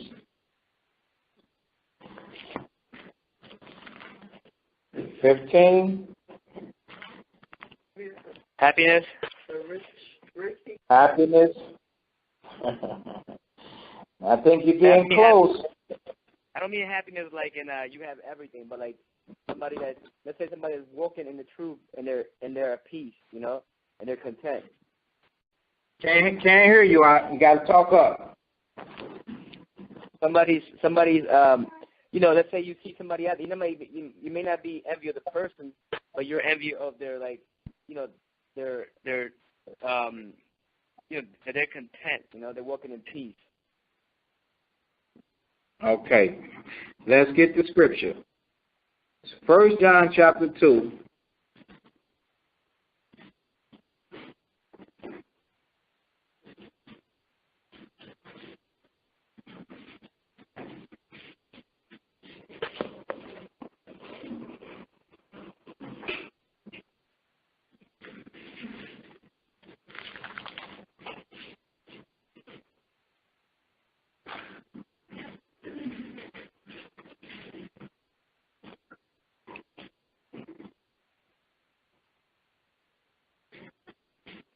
First John chapter 2, and I'm gonna start at verse 8. I'll get it out.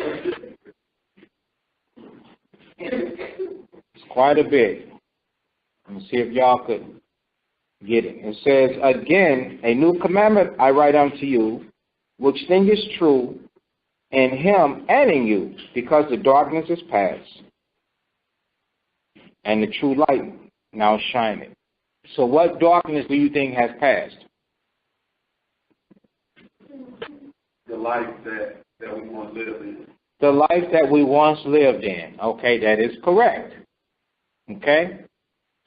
So now, he that said he is in the light and hated his brother is in darkness even unto now. Okay? So now if you say you're in the light, but you're still dealing in pride towards your people. Scriptures say that you are in darkness even now. Okay, so that word darkness, we're going to substitute that word darkness later on down the line, because that word darkness is the key. He that loveth his brother abideth in light. Okay, that word light we can substitute, and we'll do it now, for the truth. You're in the truth because you love your brother, you love your husband, you love your wife, okay? And there is none occasion of stumbling, okay? Stumbling in him, okay? So you're not going to deal in pride with that person. Why? Because you love that person, and it's sincere, okay? But he that hated his brother is in darkness. Once again, we're going to substitute that word darkness down the line. And walketh in darkness, and knoweth not whether he goeth, because that darkness hath blinded his eyes. I write unto you, little children, because your sins are forgiven for his name's sake. So your sins are forgiven because you come into what? The light, which we substituted for what? Truth. You come into the truth. We got that. I write unto you, fathers, because you have known him that is from the beginning. I write unto you, young men, because you have overcome the wicked one. I write unto you, little children, because you have known the Father. I have written unto you, fathers, because you have known him that is from the beginning. I have written unto you, young men, because ye are strong, and the word of the Most High abideth in you. It's still in you. No matter what, it is still in you. You are still keeping the commandments. And ye have overcome the wicked one. Verse 15. Love not the world. That is the substitution for darkness. And that is what the world of Israel envies. Okay? None of the things that are in the world. So you're not supposed to love the world. You're not supposed to envy the world. If any man loves the world, envies the world, or the darkness, the love of the Father is not in them. Okay? That's it. Okay? Now we understand. Okay. Now let's go back. So why does that pride show up at home? Because the world is still in them. It's something in that world that they're having a problem with letting go. That they can't look you in the face and say, I accept you as my brother. Okay. I don't like your ways as my brother. But the men of Israel that is wicked, they stand in the corners, they sell drugs, they seem to be cool. You understand? The girls like them because the sneakers they wear, jumpsuits they wear, the jeans they wear, True Religion jeans they wear, $200 jeans with idols on the pockets they wear, the drug money, the blunt that you sneak and smoke. If you come with this brother here whose hair is nappy and he's broken in a joke, he's trying to borrow 50 cent and some crackers from you. You ain't really got time for that. Your mind is where? Your mind is on the world. Same thing at home. We have problems at home. When we got our mindset on the world and we having issues and problems, something's in that world that we're looking at. Okay? Get the book of Luke, chapter 9.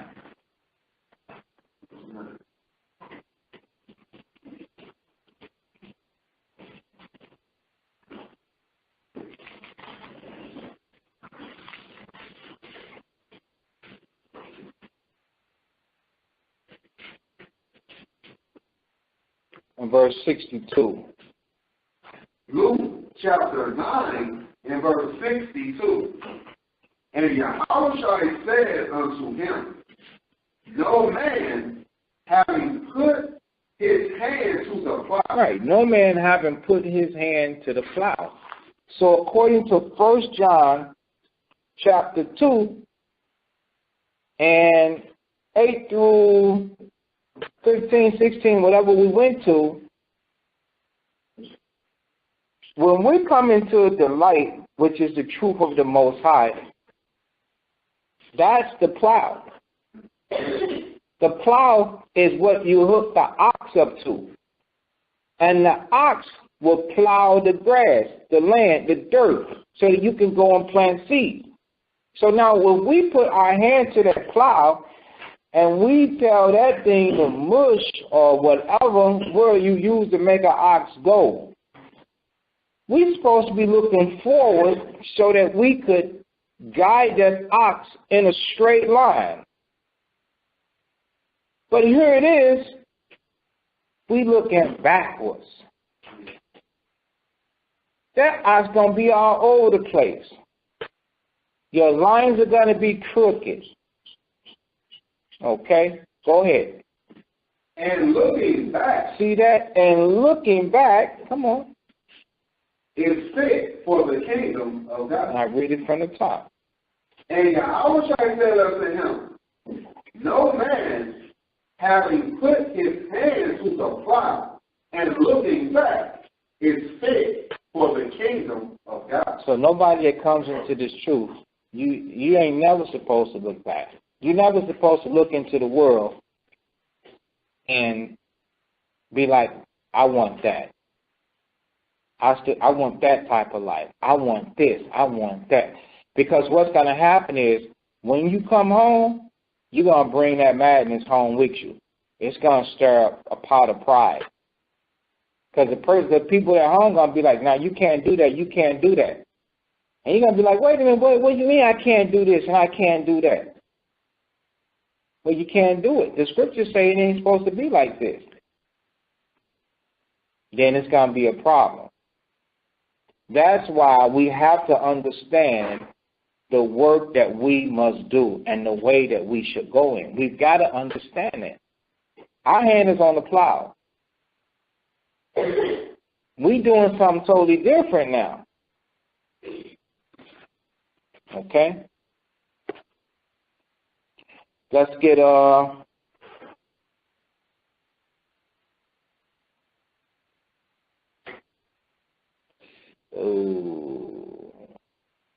Matthew 22.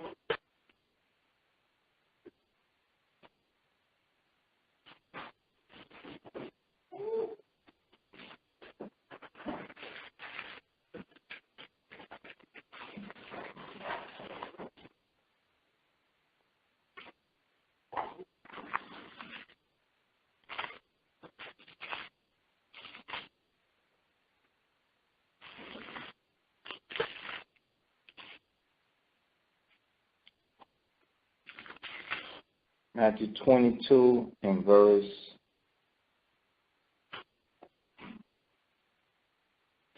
10.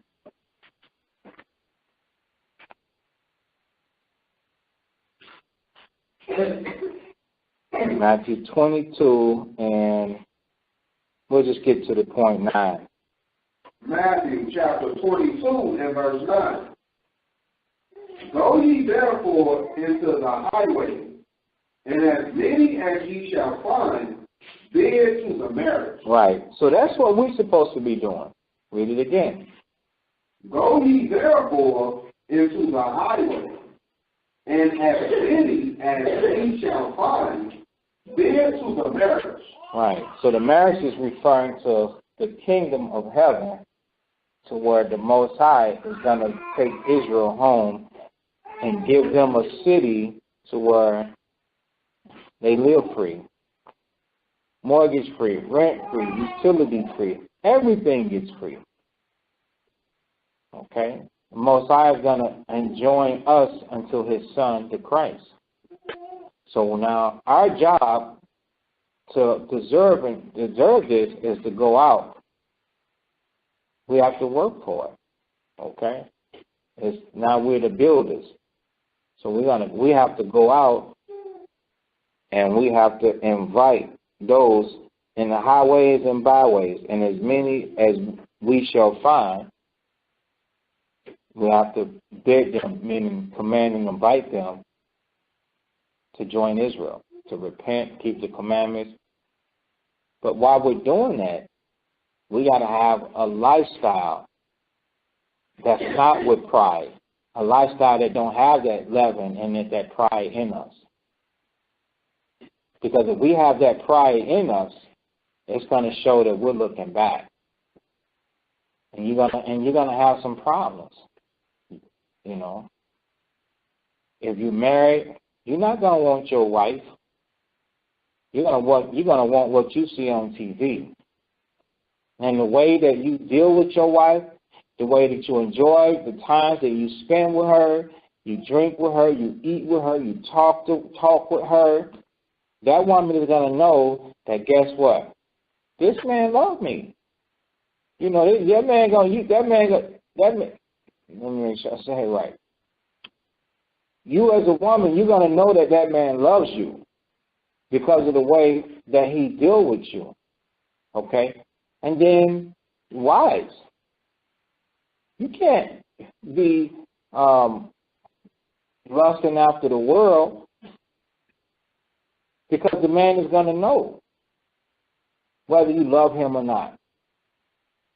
The way that you talk with him and sit with him and apply the scriptures and listen to him and allow him to be a man, the man in your life. Because, I mean, we have to be men regardless, just like you have to be women regardless. But he's going to know the difference that you love him. And if he can't understand, if he don't know, or you can't show him that you love him, then pride is there. And pride is there because of envies. You're not finding in him what you see in the world. And that's a problem for you, not for him, because we as men, we are what the Most High made us. Okay? We are what the Most High made us. Just like you are what the Most High made you. So those sisters that you now begin to bear children, and say, for instance, you put on a little weight, and you might not be a Barbie, not, color Barbie doll that you were years ago. But we can't resent that and be like, oh, you're not the way you were, and now we lust enviously in the street, and now we resent the fact that, instead of 105 pounds, you're 135 pounds. That is a crack of bull. So now we want to mistreat you because what we see, the dogs on Facebook or the dogs on BET, that's not what you get in real life. That's some bull. And you sisters know that. Any man that is not treating you right and dealing with you right, you know that's some bull. But you don't know why he like that. That's because his eyes are wandering about in the streets where his eyes should not be. His eyes should be right there at home. The scriptures teach us that as men, that let the wife of thy youth be always satisfied and be ravished with her. Okay? And then vice versa. You women, you're supposed to make your man happy to where he don't need spoil. He don't care if I don't have this and he don't have that. He's not concerned about that. He's got you. You're supposed to be better than anything out there.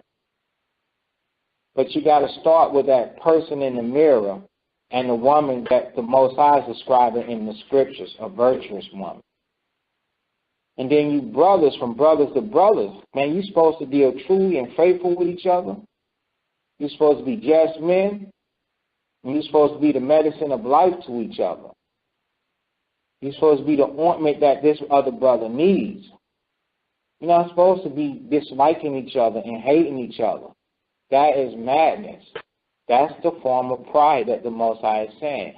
Envies. It's something that you pulling in out the world. You still envious of the world. You still want to be out there.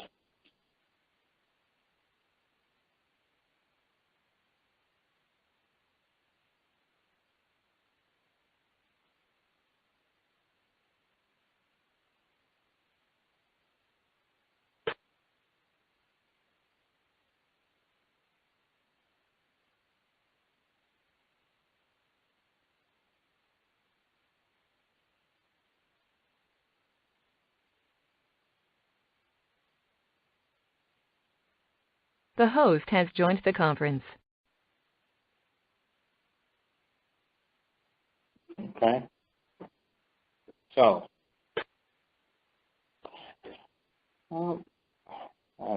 conference call. But yes, that's something that we can do, guys. All right. So, let's lose that.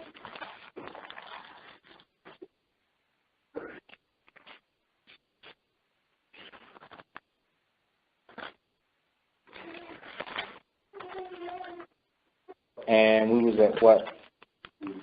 Chapter 2, 1 Peter, and also chapter 5. Yeah, let's go back to chapter 5.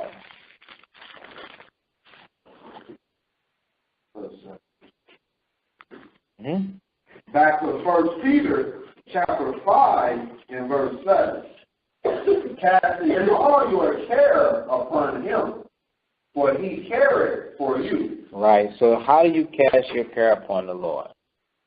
Okay. You cast your care upon the Most High by doing this. Get the book of Proverbs, should be the first chapter.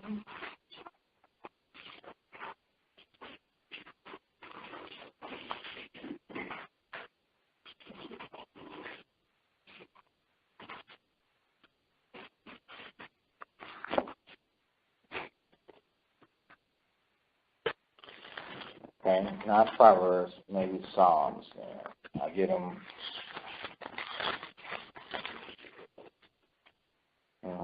Psalms.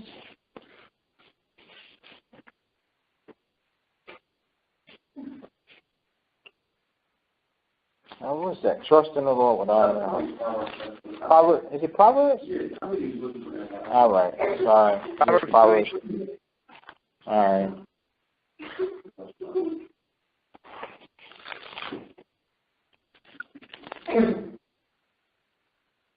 Proverbs. Right. So when you cast your care upon the Most High, this is how you do it. All right. Go ahead. The book of Proverbs, chapter 3, and verse 5.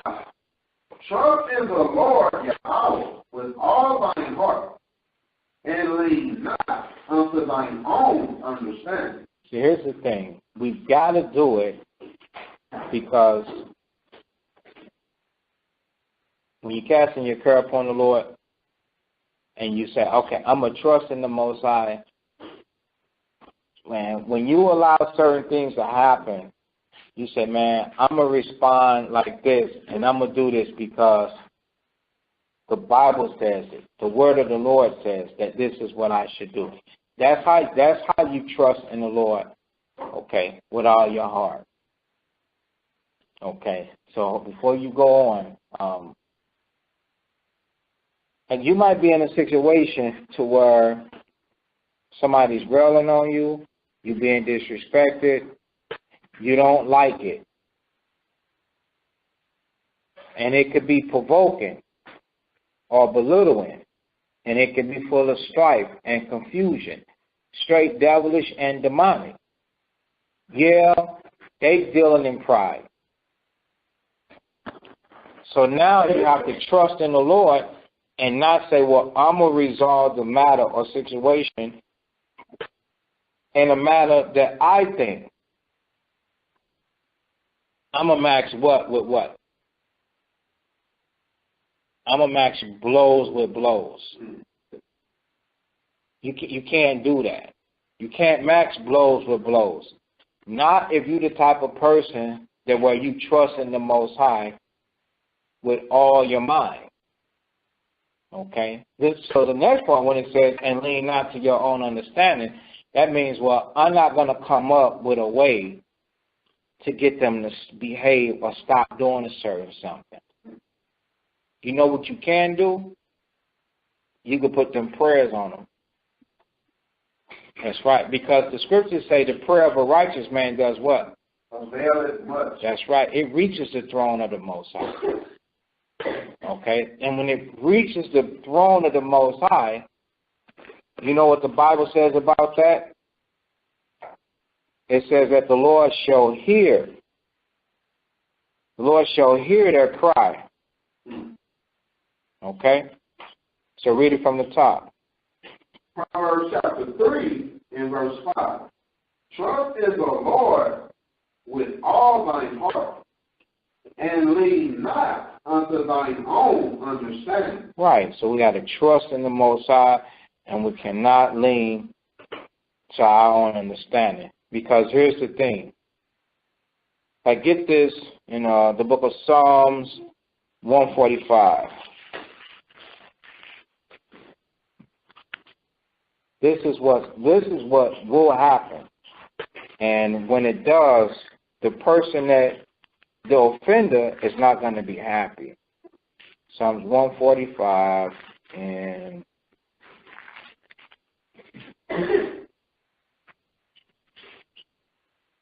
verse 17.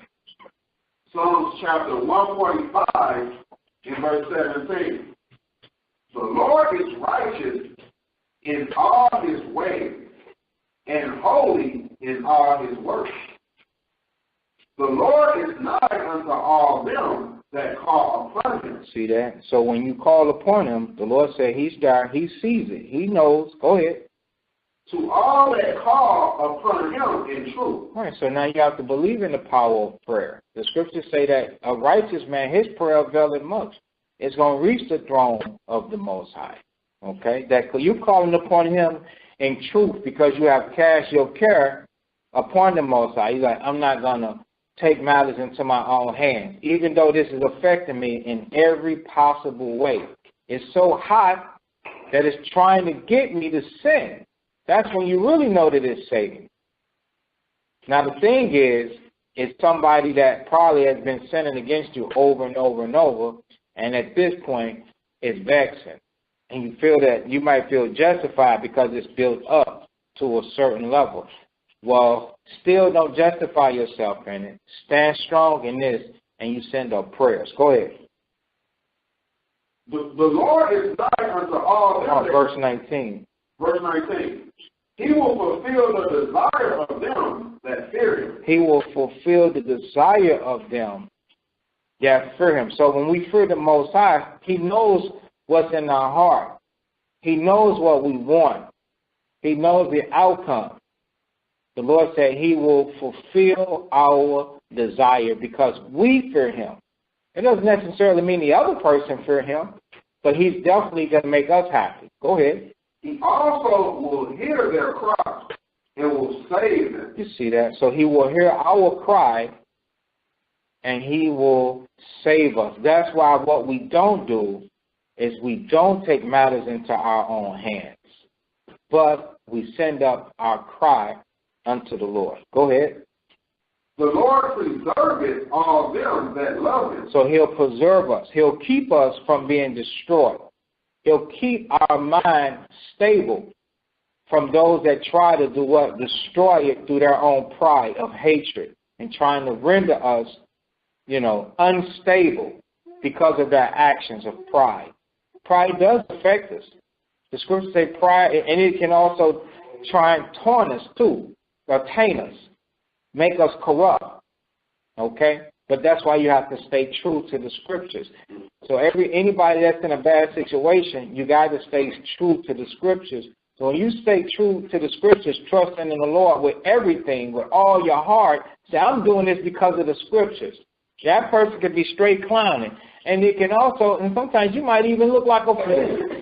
But you're not. You know, they might render you as, okay, you being a fool. But in the sight of the Most High, you being strong. Okay, go ahead. But all the wicked will he destroy. But all the wicked, the scriptures say, he'll destroy. So how would David know? Because in his time, he had to experience this. He had to have more experience than us. And that's why out of his wisdom, he's pouring out these sayings and telling us that the Most High will preserve us. The Most High will hear us when we call upon him. But we have to be in truth. He will fulfill the desire of them that fear him. He will hear our cry, and he will he will save them. Okay? But those that be against him, the Most High will destroy them. That's why it was being said earlier, that those that walk in pride, it doesn't matter who you are or how you look, you are going to be destroyed out of Israel. Okay? Taken out of the way, that your foolishness do not continue, nor thrive, nor fill the cities. It can't be. Israel already have enough poor examples. I say it all the time. It's true. We don't need no more poor examples. Okay? We need people that truly love the Most High, that truly to be praised and uplifted and called great. Why every nation got great people but the Israelites? We need great brothers and great sisters. There's nothing wrong with calling somebody a good brother or a good sister, a righteous brother or a righteous sister. That's what we need. Okay? It's the book of 1 John.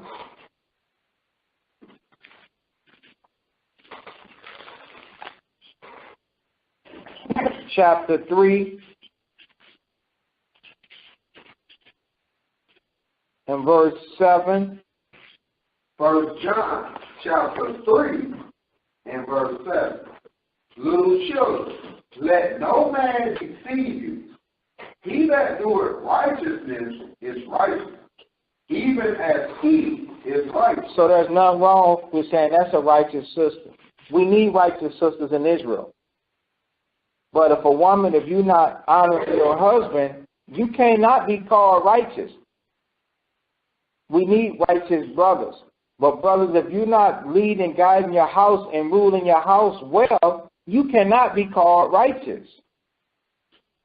The scriptures say don't be deceived. There are righteous brothers.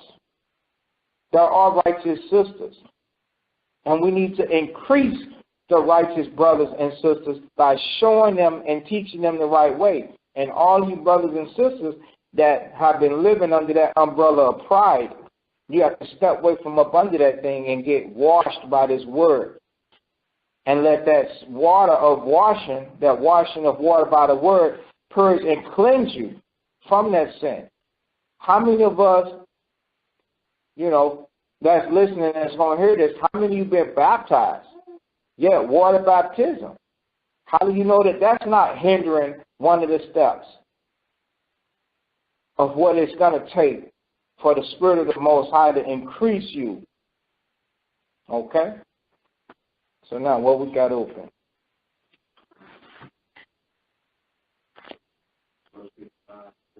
All right. Let's go to 1 Peter 4.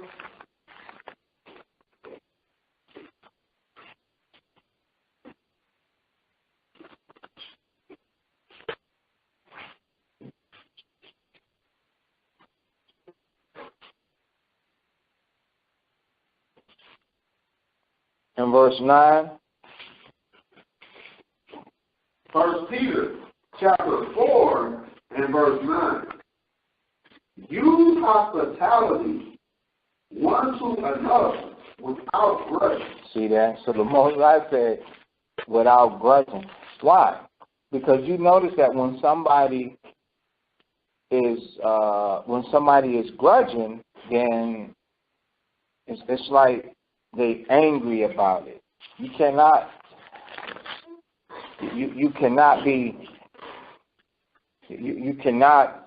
be doing something and not be angry. That's the pride. The scriptures say, use hospitality one to another, and do so, okay? Do so without grudging. Get the book of Deuteronomy chapter 8 and verse 11. Deuteronomy chapter 8 and verse 11. Beware that thou forget not the Lord thy God, in not keeping his commandments and his judgments and his statutes, which I command thee this day. Right, so everything that we've heard today, what should we be doing? Man, we should make sure that we keep the commandments, okay, and that we not forget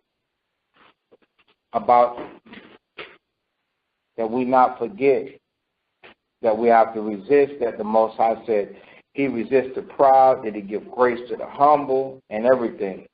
Jeremiah chapter 9.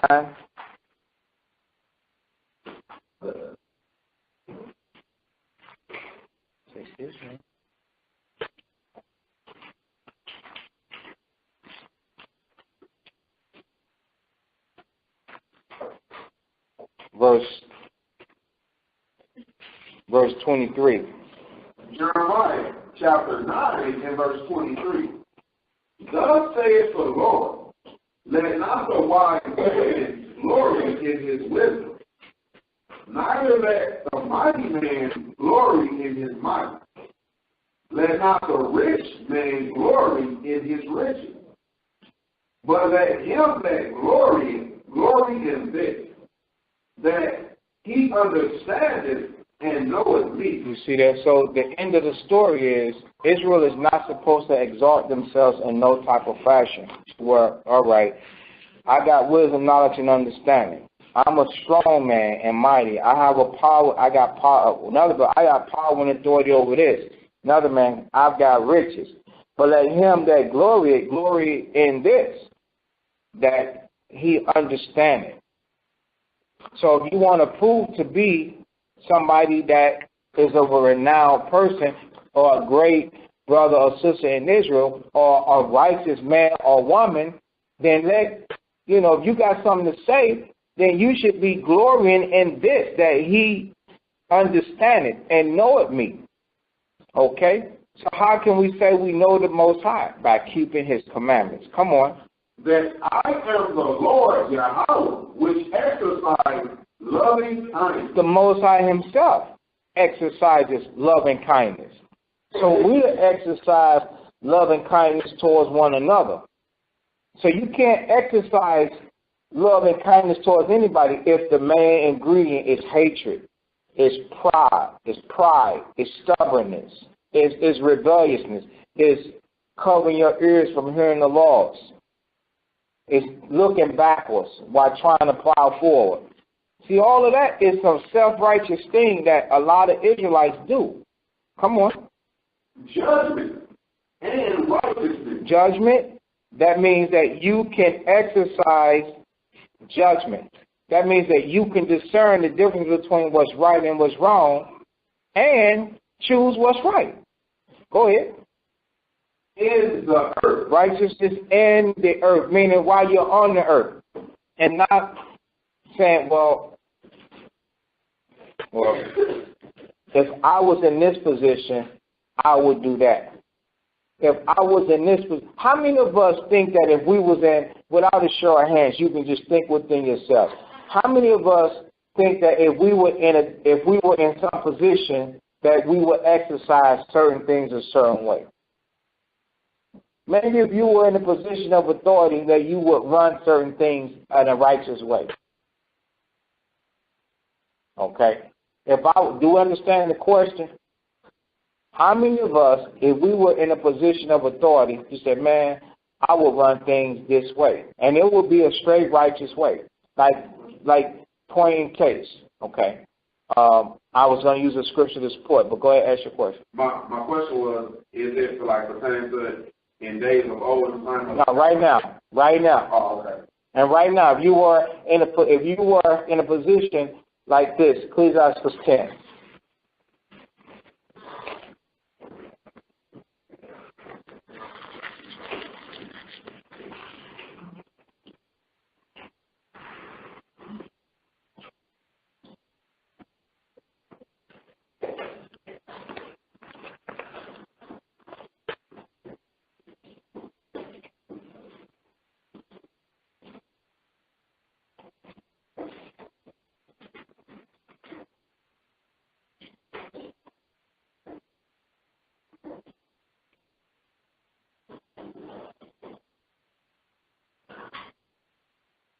Okay? Ecclesiastes 10, and what's that? Verse 1. Ecclesiastes chapter 10 and verse 1.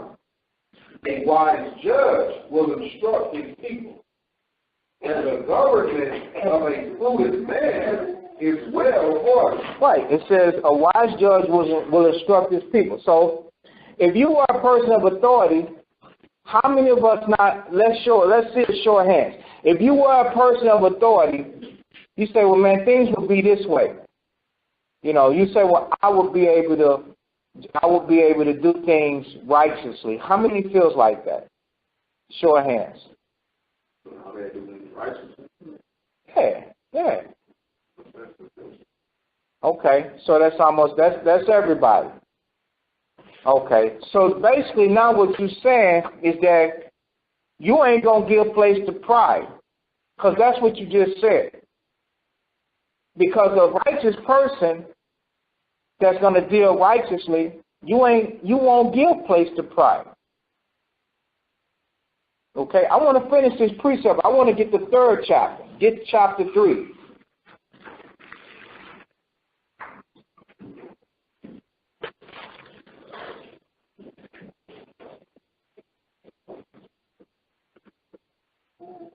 In verse 18. Ecclesiastes chapter 3 and verse 18. The greater thou art. So everybody just said. Now we just put everybody in a position to where they were what? To where they were great. The greater thou art, the most I just put you in a position. Hey, turn around. Pay attention. The greater thou art, go ahead. The more. The what? The more. No, the less. The more. The more, go ahead. Humble thyself. The more you're going to have the ability to humble yourself. So now, if you can't humble yourself, that will be a reason why the Most High will not put you in a position of authority. Because you will not have the ability to humble yourself. You have the ability to give place to pride and Satan and contention when it arises. Instead of being a peacemaker, you may end up being you're an instigator. Instead of being merciful, you're a grudger. You deal in hatred. So the Most High sets those people up that have the ability to humble themselves greatly and bring the care and the situation to him or to his son Yahushua. Those are the ones that the Most High look for. Okay? You had something? Real quick. And not just in word. Because a lot of people, they humble themselves in word, but not in deed. When the Most High speak about humility and dealing with a humble mind, he's talking about the actions of it. To where you truly humble yourself and perform righteousness and not just saying it and not doing it. Right. Most definitely. It has to.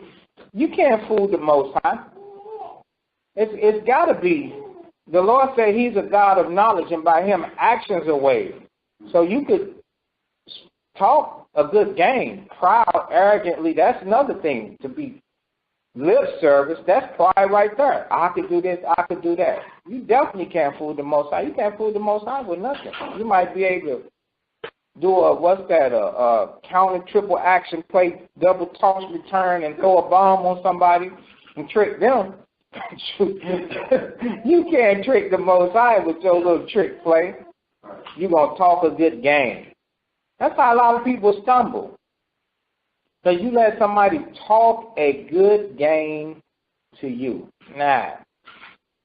Ain't no talking no good game. You have to be about actions or way to the Most High. The Most High is merciful and graceful, but you still have to do some things. You have to apply his word. So it says, the greater thou art, the more humble thyself. Go ahead. And thou shalt find favor before the Lord. And thou shalt find favor before the Most High. Okay? Go ahead. Many are in high place and of renown. Right, so you have people that are highly esteemed in this world. You see them all fashionable. First thing we do is we give them reverence because of the root of all evil. They got money. We be ready to be like, whoa, look at that person. Dude, that's spittle. That's a dog. That's a jewel in the swine's snout. That is nothing. When y'all look in the mirror, y'all should be saying, what's one of the new sayings? Straight out of the Bible. Straight out of the Bible. Look in the mirror and you should say that about yourself. Straight out of the Bible. Because you're doing what that word is saying. Straight out of the Bible. Okay? Let's get that thing. Straight out of the Bible. Okay? Where can we find it? Yeah. Is Isaiah the one? I don't know what's in Isaiah. St. John 1. Okay.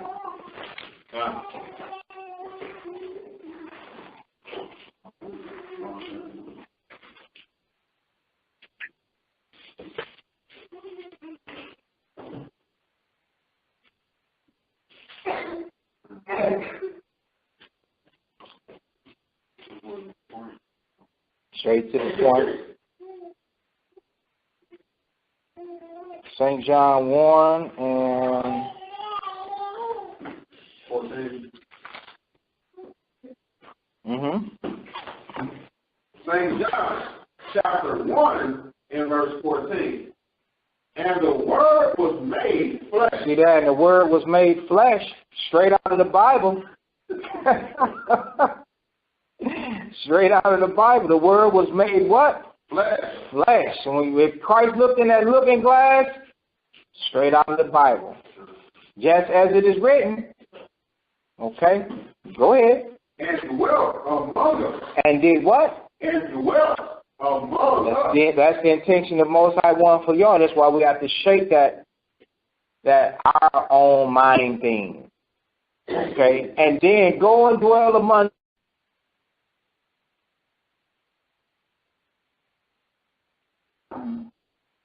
No. And we beheld his glory, the glory as of the only begotten of the Father, full of grace. So they saw the glory of the Most High, and he was full of grace and truth. And that's the spirit that we got to walk in. We got to have that spirit to where we full of grace. So we can't be full of grace if we fighting each other. Full of grace. Okay? You can only offer grace when you listen. Okay, I'm going to listen to what you're saying. Now, give me an opportunity to show you according to the scriptures where this is wrong at. Okay? So it was a precept I was going to use.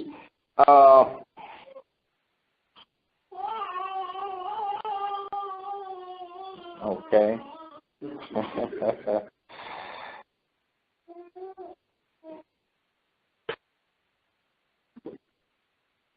Proverbs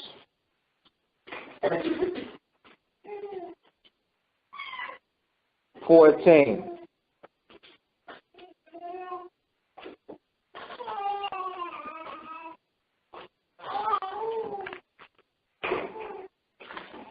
Proverbs chapter 14, verse 7. Proverbs chapter 14 and verse 7. Go from the presence of a foolish man, when thou perceivest not in him the lips of knowledge. So there's going to be times when you have to do what? You have to bag up. Okay? You got to bag up. Person going at you. You're not trying to give you feel yourself being provoked. You're not trying to give place to it. You have to apply. You say, I want to apply the scripture. I fear the Most High. The Lord said that His servants should not strive. I'm going to leave this right here. I'm done talking. Read it again. Verse 7. That's you being graceful. Okay, that's you being graceful and true. Okay, I'm going to give you some space. Grace is space. I'm going to give you space. Okay, I ain't finna fight with you. Go leave that person right there. Let them handle that business. Okay? You don't have to stand there to the bitter end, because at the end you ain't going to be innocent. That person will provoke you until you retaliate like they've been retaliating against you. Because they all, you might have a person that already don't like something about you. So if they don't like something about you, then they're going to keep stirring it up until you get out of the spirit. Now they have a reason. Now they feel justified on the way they felt. So before you give them that pleasure and give place to some old pleasure of yours, you got to say, listen, I'm going to leave this right here. I can't even, there's nothing else I got to say. Read it again.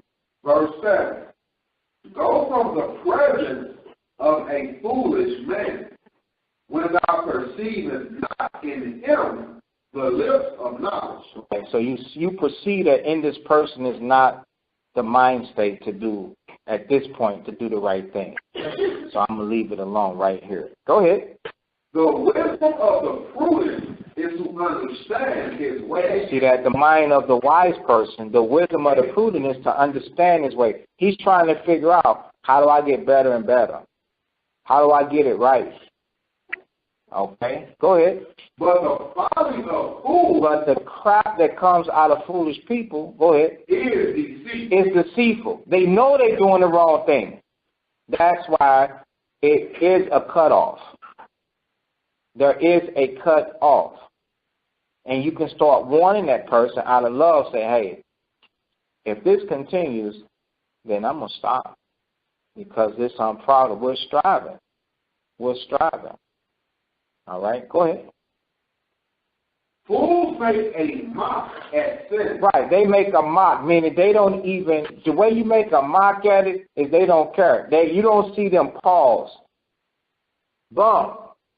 Like I'm just imagining how you see people that come up to a stop sign and they don't pause, they don't stop, they don't yield, they don't even do a roll and stop, they don't even pump the brake, they just keep going. The Lord said, when fools see sin, that's what they do. They just keep going. They make mockery out of sin. They're like, ha, ha, ha, I don't care that. That's wrong. So what? What do you mean? Da, da, da, da. It's like they are possessed. Okay? They don't have the strength nor power to stop because they have already yielded themselves a servant to what's wrong. But the end going to declare it to them. But you on the other end, you got to hold your peace. Okay? You got to hold your peace. Go ahead. But among the righteous, there is favor. See, there is favor. So this is telling you, when you leave a foolish person doing their foolishness and you don't participate, the Bible just called you a righteous person. He said that's righteous that you made that decision. Okay?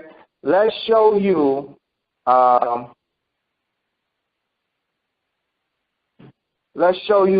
righteous brother that did that where he had to ignore somebody.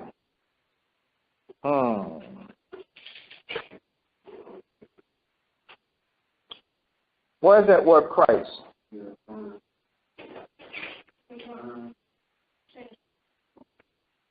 St. John 8, when he ignored the Pharisees about the woman. Yeah. St. John 8, okay.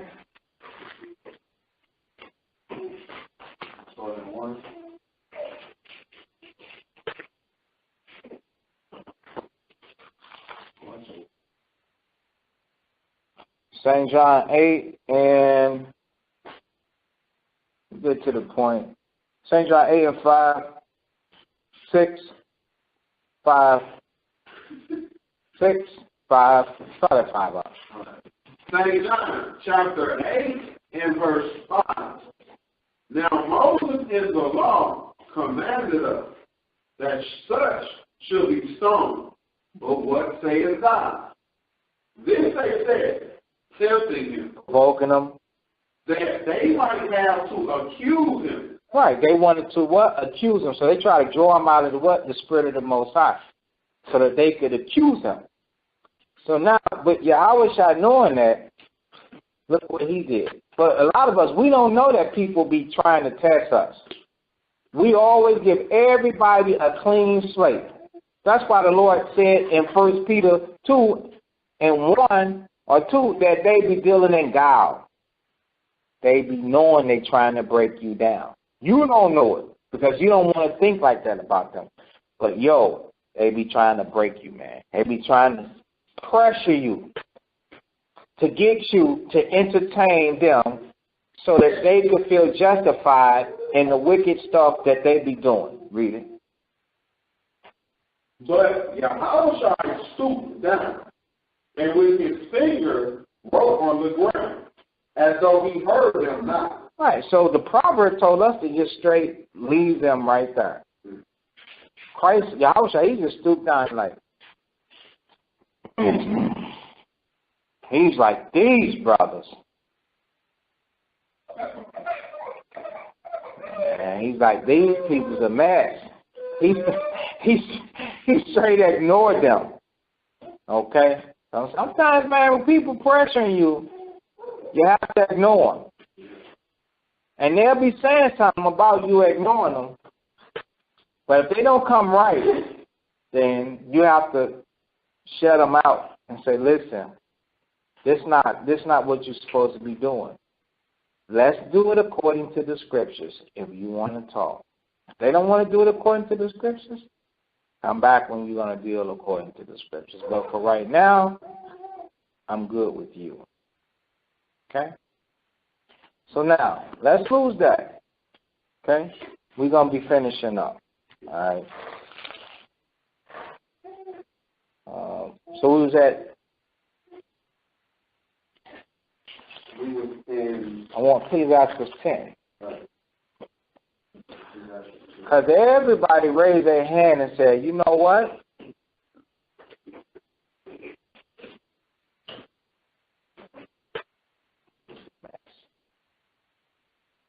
Everybody raised their hand and said, if I was in a position, okay, of authority, what would I do, man? I would deal righteously.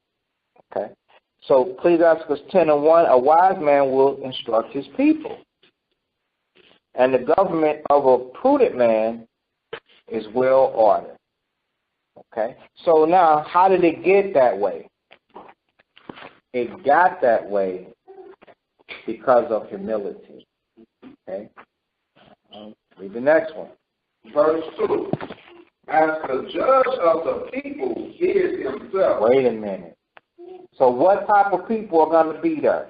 What type of people are going to be around you? People like you. People just like you. So now, if you're a person that's full of pride, then your people are going to be what? Full of pride. Full of pride. Now, if you're a person that will humble yourself, confess your faults, admit to wrong, not willing to strive, fuss, and argue, that's how your people are going to be. So now I want us to really examine this. Don't think about me, think about you. Because now the body is going to be like you. Are we imagining that? Are we all imagining that the people that the Most High put us over in the Lord, that they all just like you? Whatever type of person you are, that's how they are. Without showing what type of people are your people.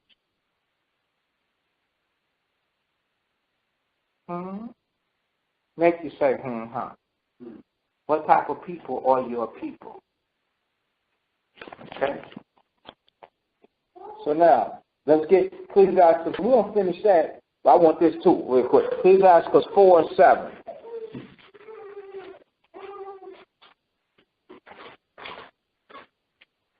Ecclesiastes chapter 4 and verse 7. Get thyself the love of the congregation. Get thyself the love of the congregation. How do you get the love of the congregation? By being a man of humility. By being a man of humility, being a just person, not walking in pride, a loving and a caring person.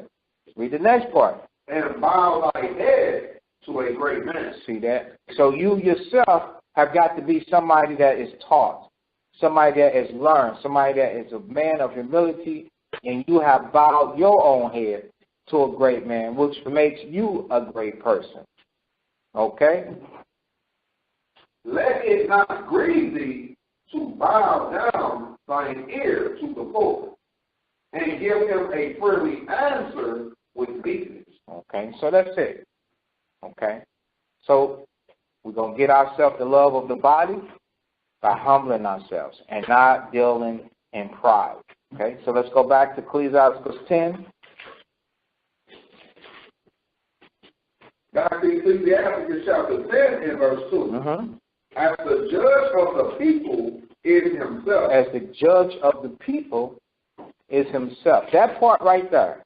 As the judge of the people is himself. So what this is saying is the way that the people respond, it reflects who? It reflects you. The way that the people act, it tells what type of person you are. Okay? So if you're a person of authority, you've got to be somebody that humbles yourself. Now, let's bring it on down to a smaller state. A wife. A wife reflects her husband. You sisters, you reflect your husband. The same way that you are, that's what's at home. At least that's the scriptures. That's what's supposed to be. You are a product of what comes from the house. That's why you men have got to put your foot down and make sure that the woman is going to follow the commandments of the Lord. It ain't no negotiation. It's following the Lord. Children, you are a product of the parents. And it ain't no negotiating with you. There's no negotiation with terrorists. A terrorist is somebody that is not going to keep the commandments of the Lord. No negotiation. You have to obey the word of the Most High. Okay? Where the Most High said, get Genesis.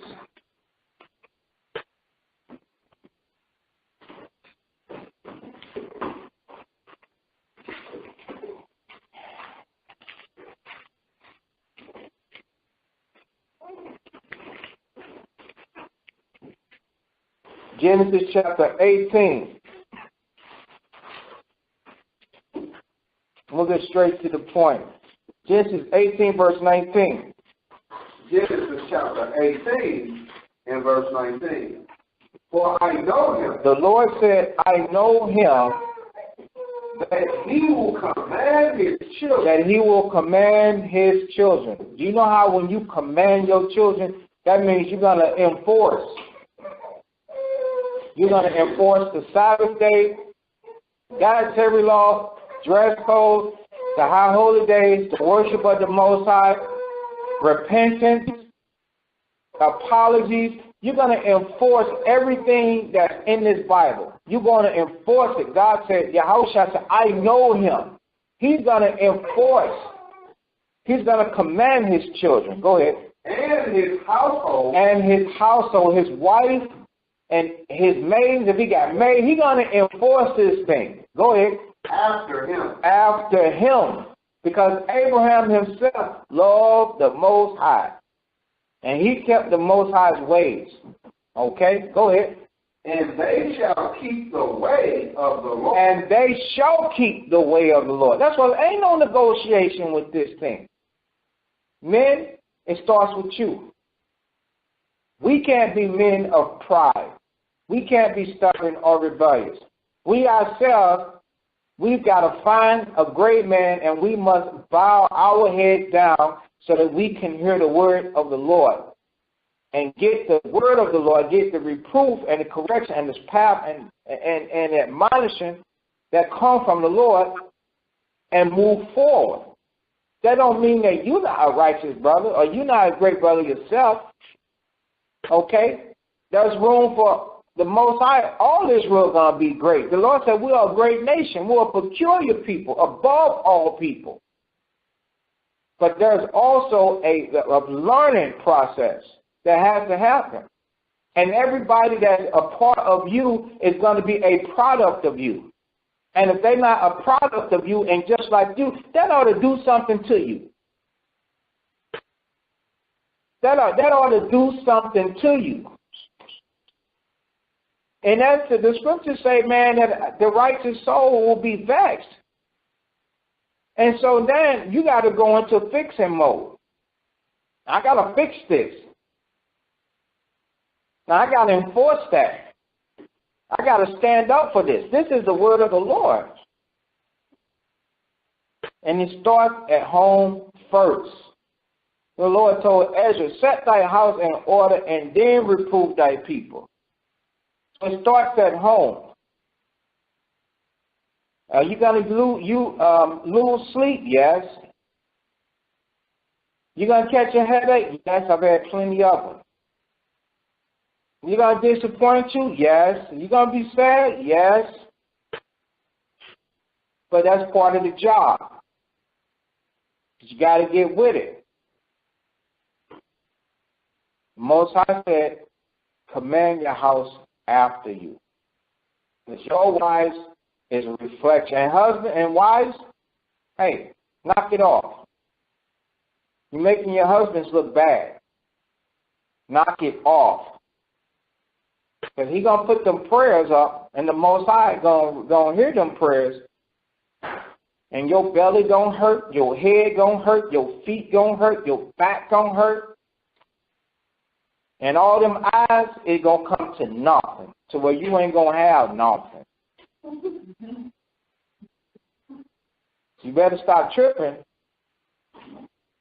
Your husband, he don't want to see y'all destroyed. He just wants to see you in order. And the same thing vice versa. Husbands, if you ain't right, get yourselves together. Okay? Is that it? Yeah, go ahead. To do justice and judgment. To do justice and judgment. The Lord said he knows Abraham is going to do that thing. That's what we got to do. So that I don't want the rest out. So we can stop it there. So this thing about pride will go on and on and on and on. Okay? Can't do that.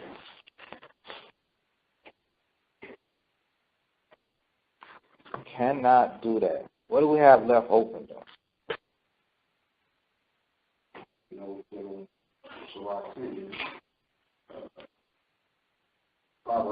Proverbs 3.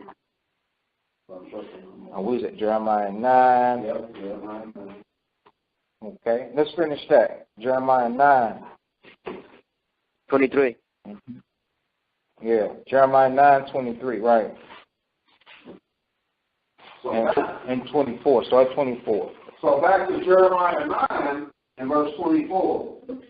But let him that glory in this. Right, so now we be taking that glory, that's the worship of the Most High. We're supposed to be happy and we're going to glory in this. That he understandeth and knoweth me. That he understandeth and knoweth me. So now we have learned something about the Most High today. Most High said, guess what? If you ain't dealing with your people right, you ain't dealing with him.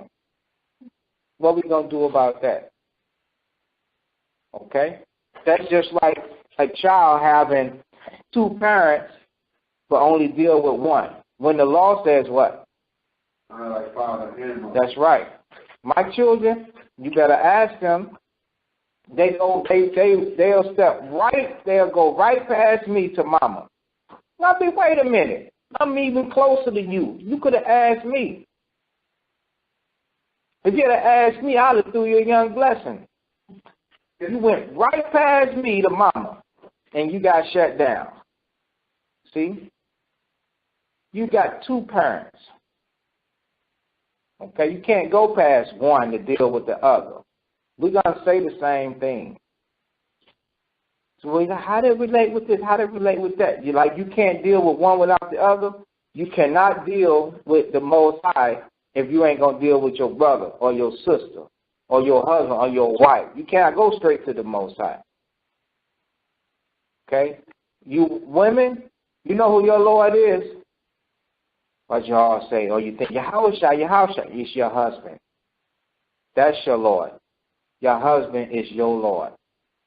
Okay? Okay, read it on.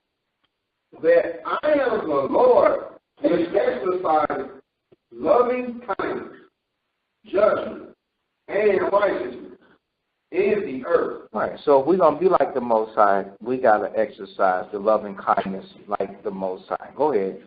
For in these things I delight. For in those things the Lord said he delights. Go ahead. Saith Yahweh. Come on. Behold, the days come, saith the Lord, that I will punish all them which are circumcised with the uncircumcised. The Lord said it's going to come a time that I will punish all of them which are circumcised with the uncircumcised. What is that saying? Get it right, I don't have to go through all the ding. Right. Okay? Get it right. Think about it. Think. The day is going to come that I will punish all of them which are circumcised with the uncircumcised. What is that saying? It's very easy. Go ahead. Very easy. It's letting you know, he said he's going to punish them that choose to live a life after wickedness. Because when it says that they circumcise, it's not talking about that they deal righteously. It's saying they choose to conform their mind and cut off their mind to be just like the unrighteous. Right. You mustn't want to get it right. That's right.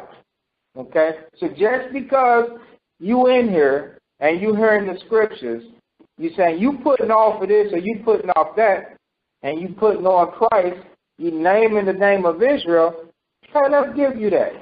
That's the Most High, because he said circumcise the foreskin of your heart. But then there's something about you to where you still acting like you uncircumcised. What do you think that is? It's called pride. See that? It's called pride. A lot of brothers fool a lot of people with what? A beard and a board and blue and fringe. A high day. Keeping the high holy days. You fool a lot of people with that, but you don't fool the Most High. Like I said, you can fool people with the triple play, the back toss, and the bomb, the Hail Mary bomb. You got people thinking that you are a true Hebrew for real. But the Most High know that you chase and you run around with an uncircumcised mind and with the uncircumcision of the people. Therefore, he going to visit you. The women, you fool a lot of people with the head coverings and the Hebrew salutations and the quoting of scriptures, board and blue and fringe, and the long dress with the veil. The nose rings and all forehead jewelry and all of you. A lot of women, you fool a lot of people with that. But your heart goes after covetousness. The Lord said He's going to visit that. And that pride comes home and disrupts the program the Most High is trying to build in Yahushua. The Lord is going to visit Israel for that. Okay? So, verse 26. Egypt and Judah and Edom and the children of Ammon and Moab and all that are in the uttermost corners that dwell in the wilderness, for all these nations are uncircumcised, and all the house of Israel are uncircumcised in the heart. You see that? So he came right back to explain to you that although you appear to be circumcised, that you are truly uncircumcised mentally. And he named the nations to tell you, to show you that this is where your heart really at. Okay? So now, when you think about, I hate to go into it, but when you think about Ammon and Moab, Edom and Egypt, what does Israel want from these nations? Go ahead. The power that they have? Israel don't care about no power, man. Some of us do, but what do we want from these nations? Go ahead. What do you think? They want to feel like they're a part. Okay, what do you say? They want to feel included. One time. They want to feel included. They want to feel included. Right. That's right. You're right. They want to feel included. Okay. You know what I was going to say? Okay. Now, what he said was, let's put that as the number one. They want to feel included. Okay. Israel lusts after these nations. The men want those women, and the women and our women, they want those men. But what this brother said, that they want to feel included, that goes right up to the top, because Israel, they lust enviously after the world so hard that you could tell them that certain things is wrong. They don't care. They still want to be a part of it. They want to be a part of it.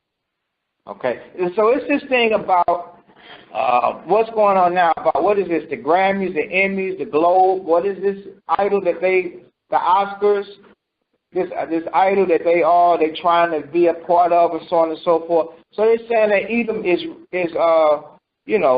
excluding them, and they feel racial profiled or something like that. So now at this point, the people that's going to work it, they don't even care that in their industry that they have award-winning actors or musicians or whatever that will beat the sleeves off by far all the Edomites that are going to get an award. So all black America is at all because there ain't no black nominees. Okay? And so they're like, wait a minute, ain't no black. What do you mean ain't no black? So ain't nobody did nothing spectacular? Is that what you're trying to tell us? When the scriptures clearly tell you that one people is going to be stronger than the other people. So it's clear that Israel is a better people by far than these nations that are competing for these awards and these anomalies. But not one of them is up for an award. So what, all black people that's in the world, they're offended.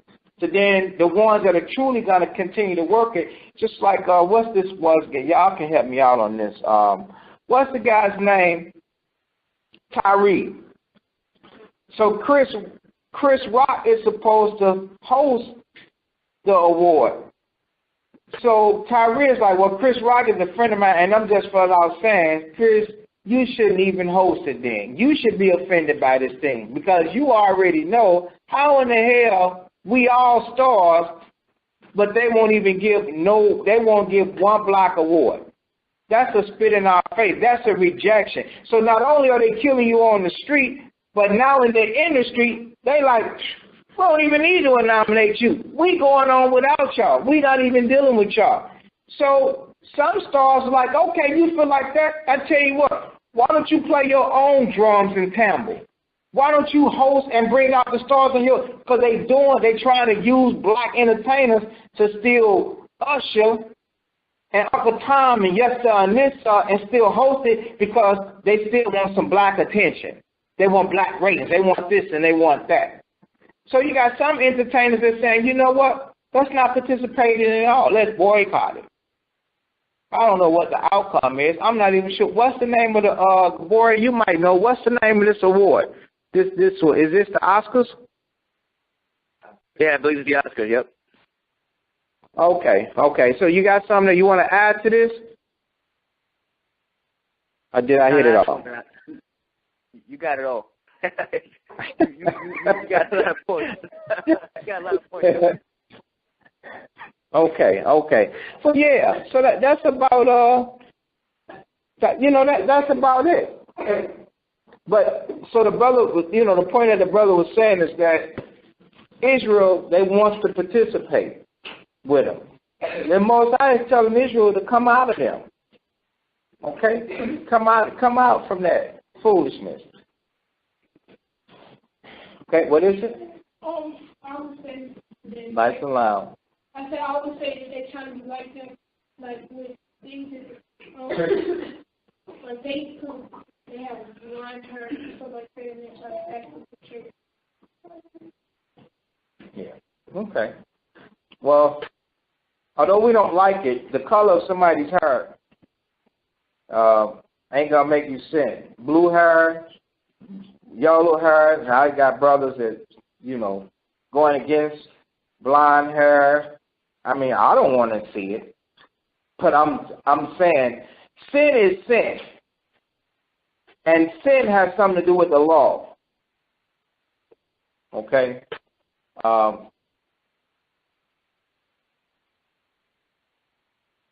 Yeah.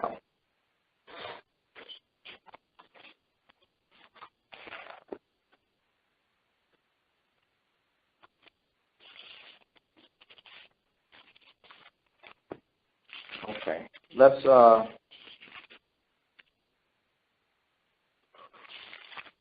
Matthew 26.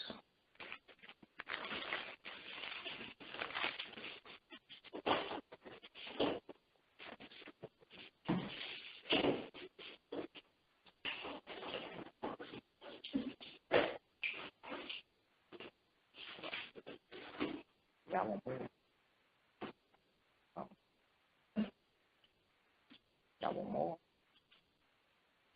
More. That's the chat. More. All right. Matthew 26.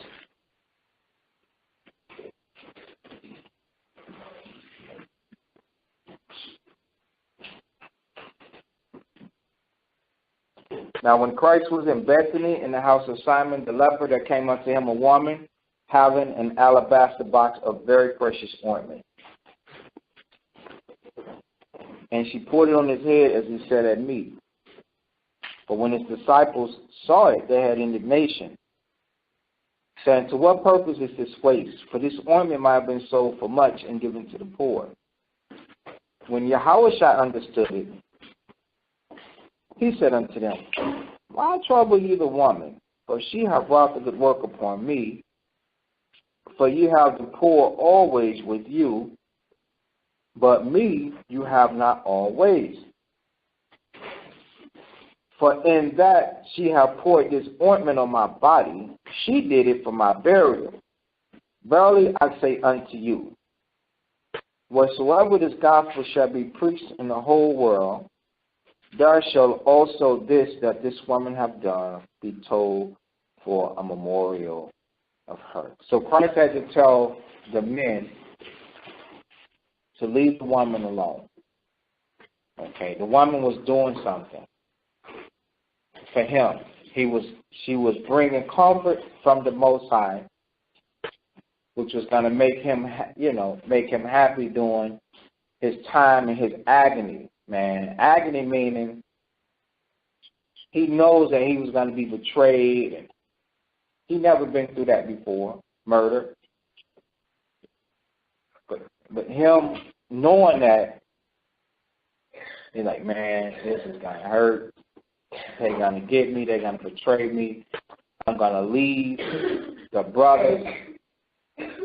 So for him to have this woman to come up, bringing forth the fruits of repentance and ignoring them, that was something that the Most High did. Because remember, every brother and sister that does this work, to know that you help somebody and that they bring forth the fruits of repentance, there ain't nothing more happier. That's more valuable than gold and silver. To know that that you are saving a life. Life is more precious than money. But the way that she humbled herself, she set an example for all of us to follow. And that's why Christ said that wherever this gospel is to be preached, the thing that this woman done should be told for a memorial of her, because she exalted him and humbled herself at the same time and showed love. And a lot of people think that the scriptures is written in a masculine form, that is for men, by men, only for men, and that's not true. Here's something right here. But Christ said that talk about this and let it be known what this woman have done. He created a memorial just for this woman. There are many righteous women that's written in the scriptures. But the type of person that thinks like that is somebody that don't want to turn from some type of woman's liberation that they were awarded by their own oppressor and not by the Most High. Because for us to be in order according to the scriptures, in any household, to where there's a man and a woman and the children in order, they're not feeling like, well, this is a man's book for men, only by men, and I hate that. True women that serve the Lord, now they taking advantage that the Most High has got their husbands in order according to the scriptures. That's what they should be pleased for. That somebody is in control of this man, and that somebody is Christ, and that men have got to answer and be responsible for their own actions. They have to give an account. So this sister was exalted. So all praises to the Most High for that. Okay.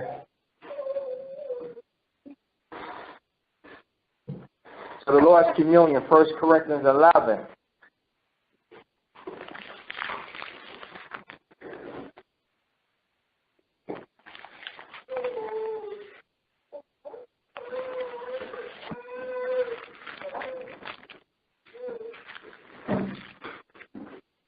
And verse 23.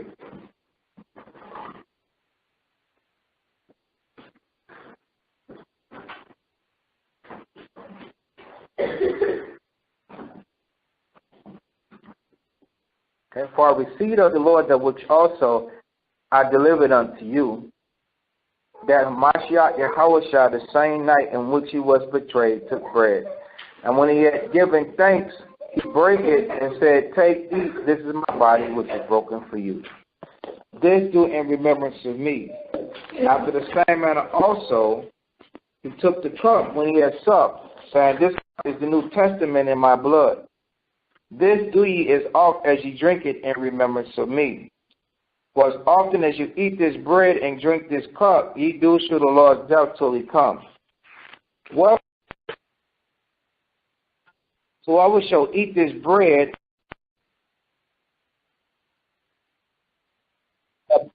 of the body and blood of the Lord.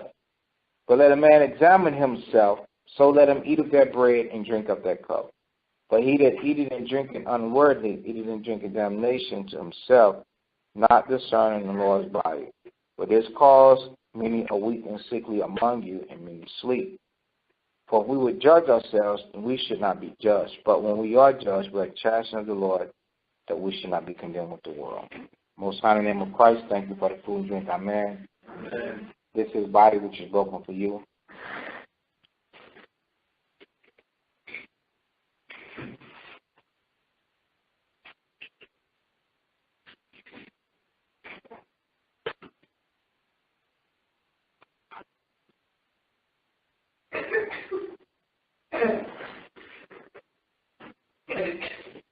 This is blood.